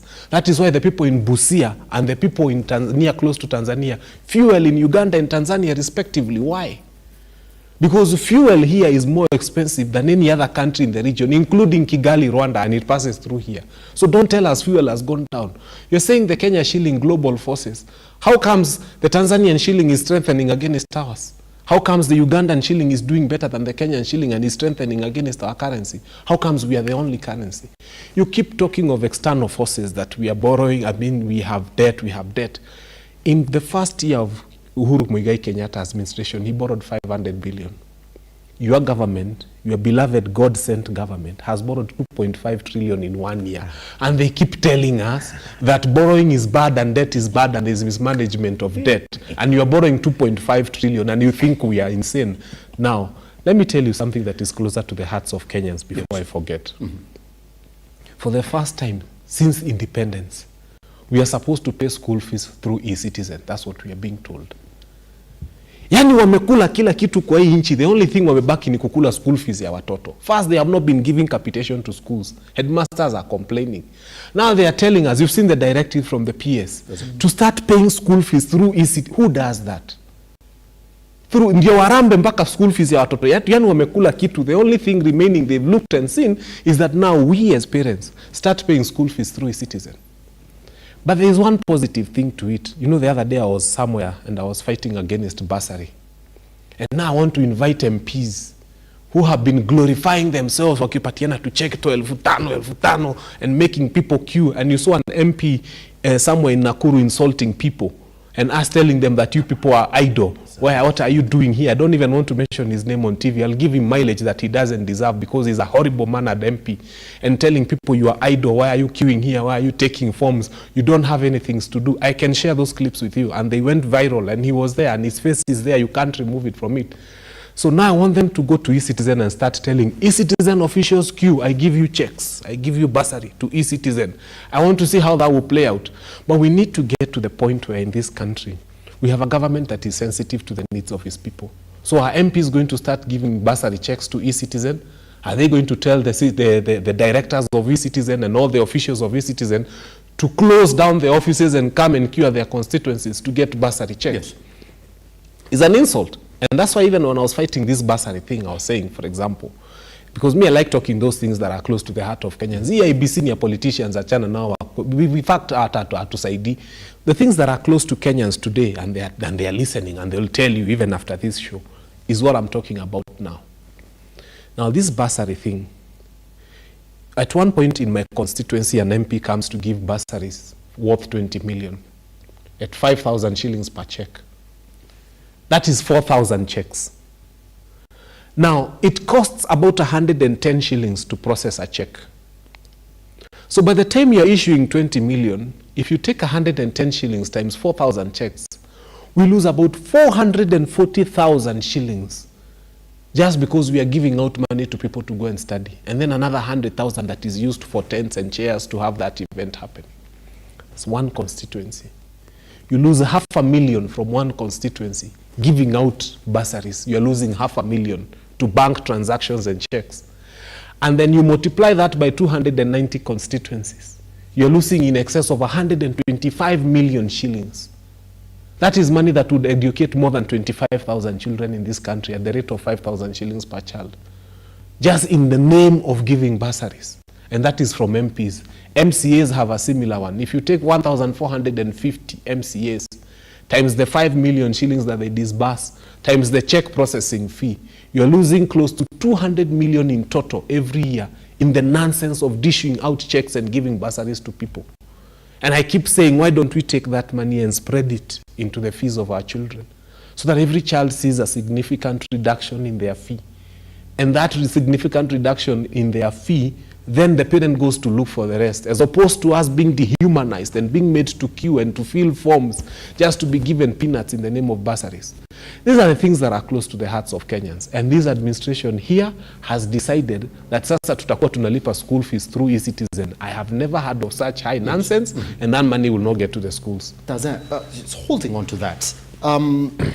Prof, you know, you and I have spoken on several occasions, but today you're not coming out clear this morning on the show. Why? On how you can remove RUTO from this issue for IEBC. You're saying, like, be silent on it. No, but then the ramifications he's in Japan, in Poland. It matters more there. But then the ramifications are back to the streets. Yeah. But I wanted to interject. Yes. And I wanted to interject by saying, first of all, let us not demonize Mandamano. It has done some things for us. And also, Mandamano remains a tool that we should not use, but it's powerful. Yes. Because if the government discovers that there is no more Mandamano, then they can do anything.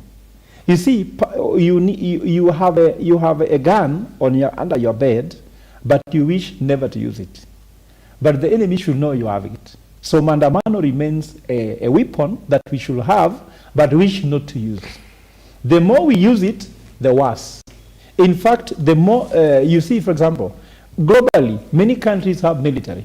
They invest heavily on military artilleries. But who wants to go for war? But if you say you have no military, then you can be attacked very easily.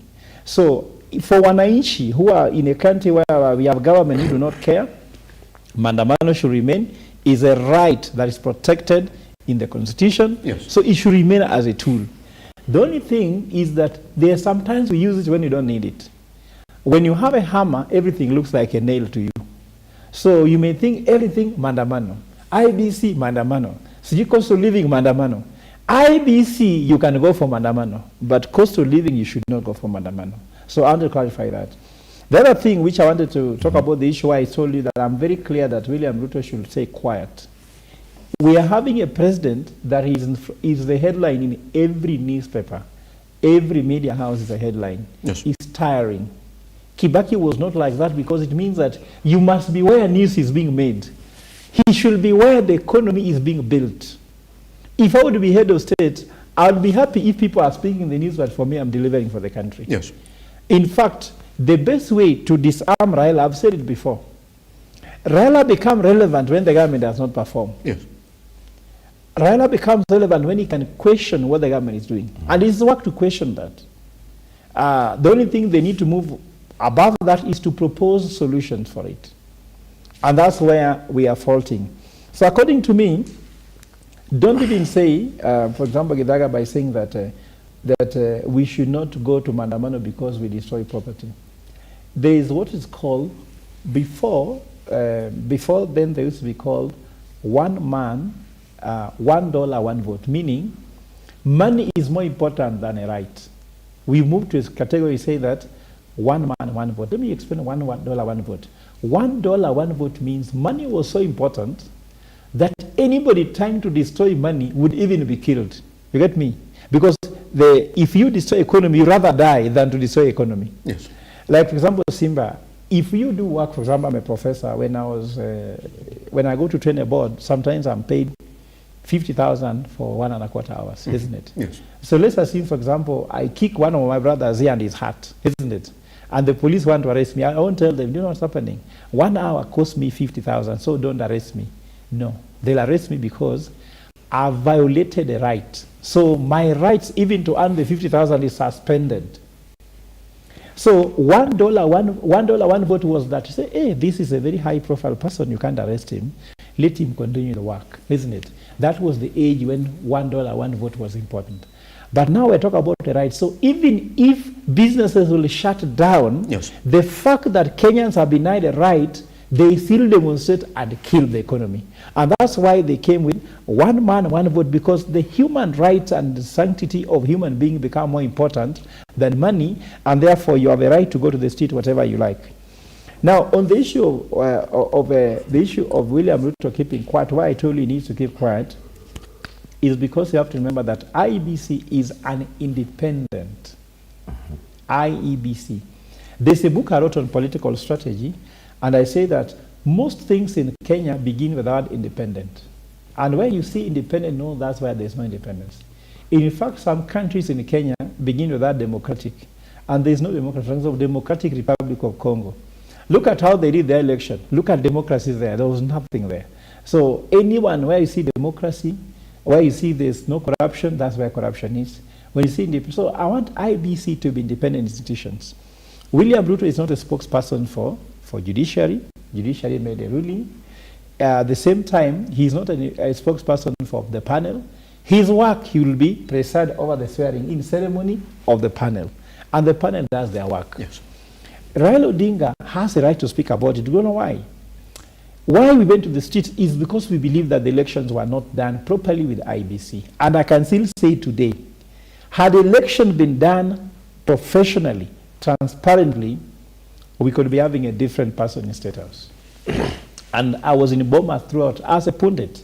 I think you must have seen me there. Yes, yeah. I was a resident analyst through and through. I can tell you, Raila Odinga knows why he's saying we cannot go to an election with a panel unilaterally chosen by the sitting president. If you're a head of state, don't you want to win next election? Yes. If you give your right to pick the panel, you'll pick the panel you want. Then give that panel instruction to pick the commissioners that you want. And the results are determined from there. Because they say that the voter votes, but the one who does the counting is the one who declares the winner. So we must be careful about IBC. And on this one, I'm with Raila 100%. Yes. I'm with the opposition 100%. Raila Odinga has been a strong defender for the issues of rights. And I would like to urge him, let him just come with a clear strategy to ensure that the IBC is properly constituted and for the first time that it is independent, so that we don't go to the seat again in 2027. Because Simba, we are now looking at it like now, we are blaming Raila now.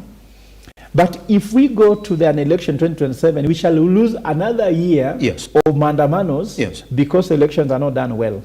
In fact, for me, we should even go further by saying, what will happen in the Supreme Court? The Supreme Court also had an issue, judiciary. How can we go to an election knowing that we have faith 100% on IBC and judiciary? Without these instruments being prepared, even if Fanyamambo, I'm sure you might be contesting in 2027, you might win an election, then Salasia is declared the winner. How do we come up with a process whereby some governors are in office now, and they have no certificate, university certificates? 3/4 of MP have no any qualification that are required to become an MP because they require them to have a diploma or certificate. Some of them don't have.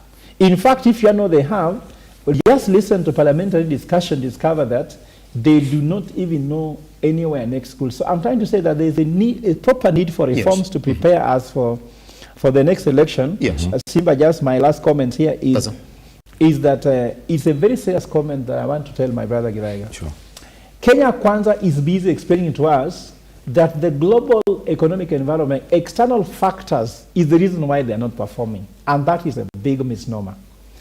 There's inconsistency here. And as an economist, let me just tell my dear listeners to listen to this carefully.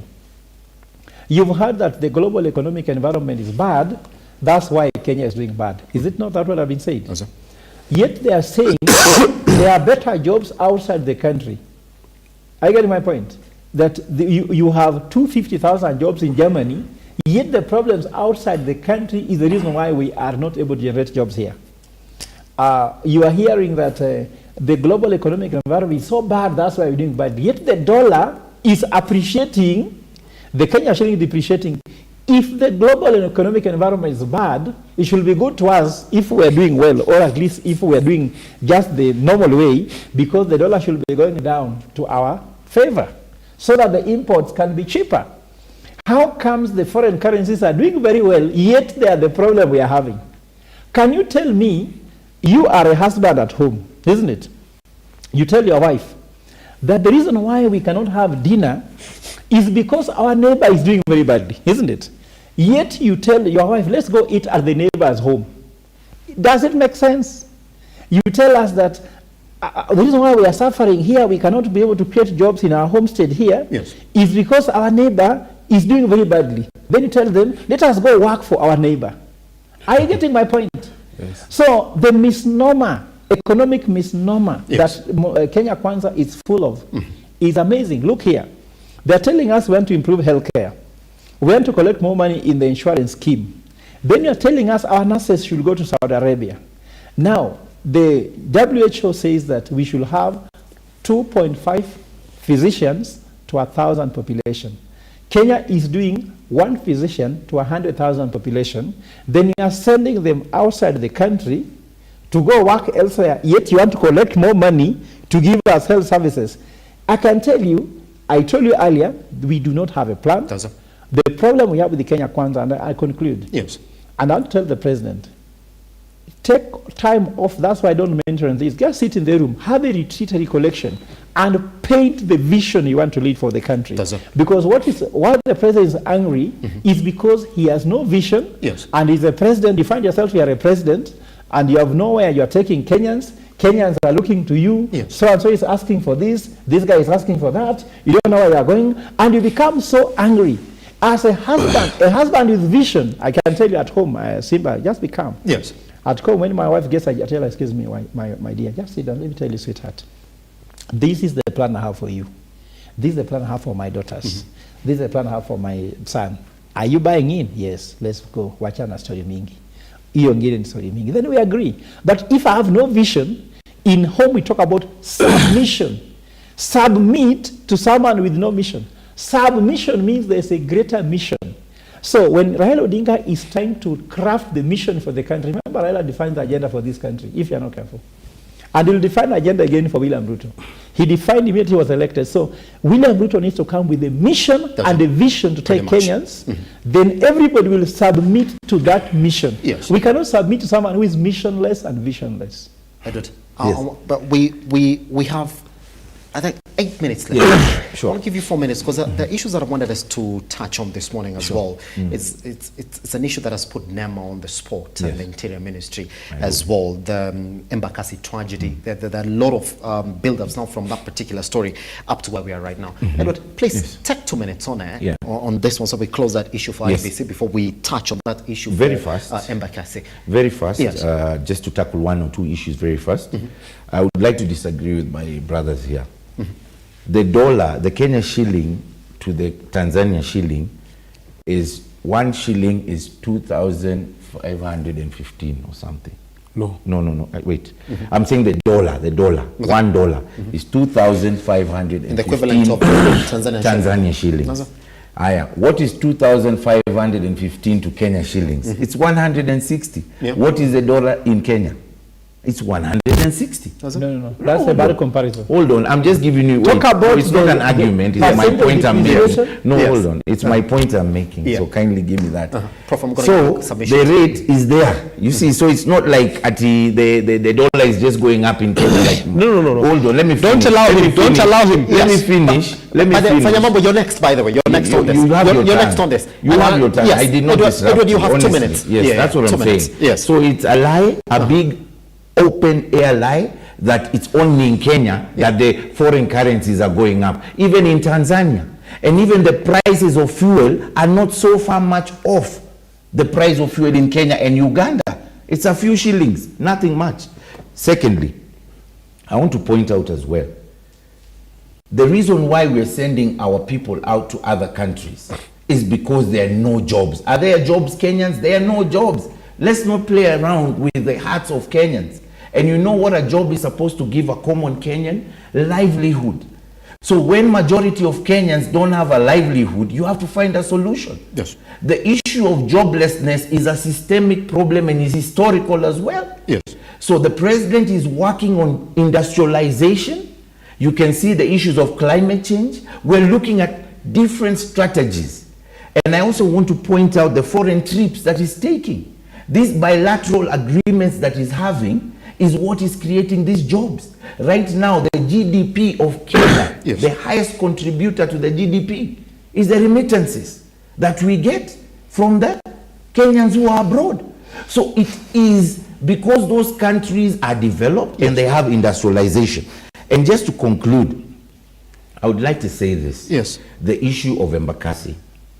Indeed, the president of Kenya was very categorical that those people who allowed the depot to continue, I think over 10 years, it has been there. Secondly, on that, I would also like to point out those same errors and corruption in the judiciary that is currently going on. It was a judge who gave lenient bail terms to those guys. And so they've been getting away with it. But one thing I would like to point out is that I spoke to the governor of Nairobi today, and I would like to commend him for the great work he's doing now for the residents of Embakasi. Because all the residents that got injured have all received free treatment in hospitals that are run by the county government. Those who do not have somewhere to sleep, maybe their family members out in Nairobi, have all been provided for with foodstuff, blankets, and a solution is being done. Yesterday, I saw Honorable Babu Owino lying to Kenyans, saying that that the government of Nairobi County has not got a solution for the people of Embakasi. I would like to tell Babu Owino, stop politicizing the lives of Kenyans. Look at this issue of Embakasi as a humanitarian thing, not a political thing. And lastly, Governor Sakaja, I urge you, with all due respect, because you are also, in your government, there are permits and licenses that are given to these petrol and gas distributors. Kindly have an audit all over Nairobi, so that wherever you identify illegal depots of gas, they can be closed down and we never see this happen again. Pretty much. Thank Edward, you. Edward, I'll be according you 15 seconds as we clear. Sure. Afanya Mambo, I'm going to give you a time to react to that, and you only have 2 minutes for it. But I want to put you up to speed where my question is going to come from. I mean, all the time, even as we look at the county governments, NEMA is now being put on the spot on this particular issue for Embakasi. I'm just going to read for you an excerpt here, by the way, that we also covered on our website on www.lookuptv.co.ke. Is what it says, that in 2022, the project proponent, through the project's lead environmental assessment report, responded to the issues that prevented them from obtaining a license. However, it remains unclear how they were approved, especially by the board of NEMA. So what people said yesterday, that indeed now the entire board of NEMA should have been home, if indeed you're going to fight corruption within the country. That's a clear example there of corruption within that particular board. But as we speak now, Fanya Mambo, it is, investigations are currently ongoing. Thank you. First and foremost, we all knew the Tanzanian shilling used to exchange against the Kenyan shillings 1 to 20. Yes. Now it's 1 to 15. The Uganda was 1 to 30, now it's 1 to 23. We've lost significantly. But moving on quite swiftly. My condolences to those who have lost their lives in Embakasi. As we speak about everything else, there are people who are mourning. And they have not even been able to bury their loved ones. And they have lost property, and the emotions are very high. So we send our condolences to those families. Having said that, it's a problem of leadership. Full stop. We don't have a never problem. We don't have a gas problem. We have a brain problem. Kenya is an agricultural country. Why are we not talking of containerizing biogas?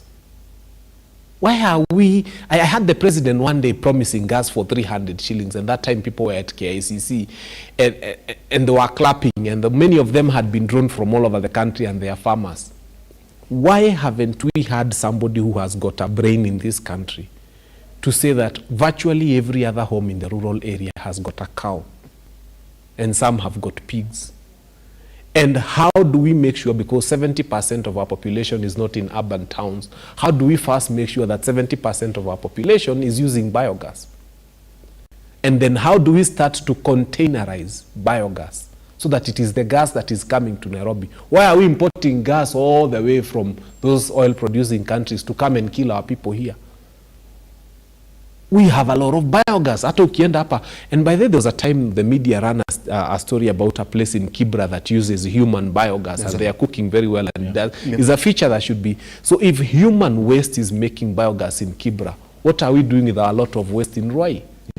So it's a brain problem. We just have the wrong, you just pick a guy who has got no idea why he's even alive, and you put them to be in charge of a very important place like NEMA, or a very important place like a whole ministry, and you get somebody. You remember when they were vetting ministers and they said, let us give RUTO his cabinet of whatever they are, because some of them had not even seen high school.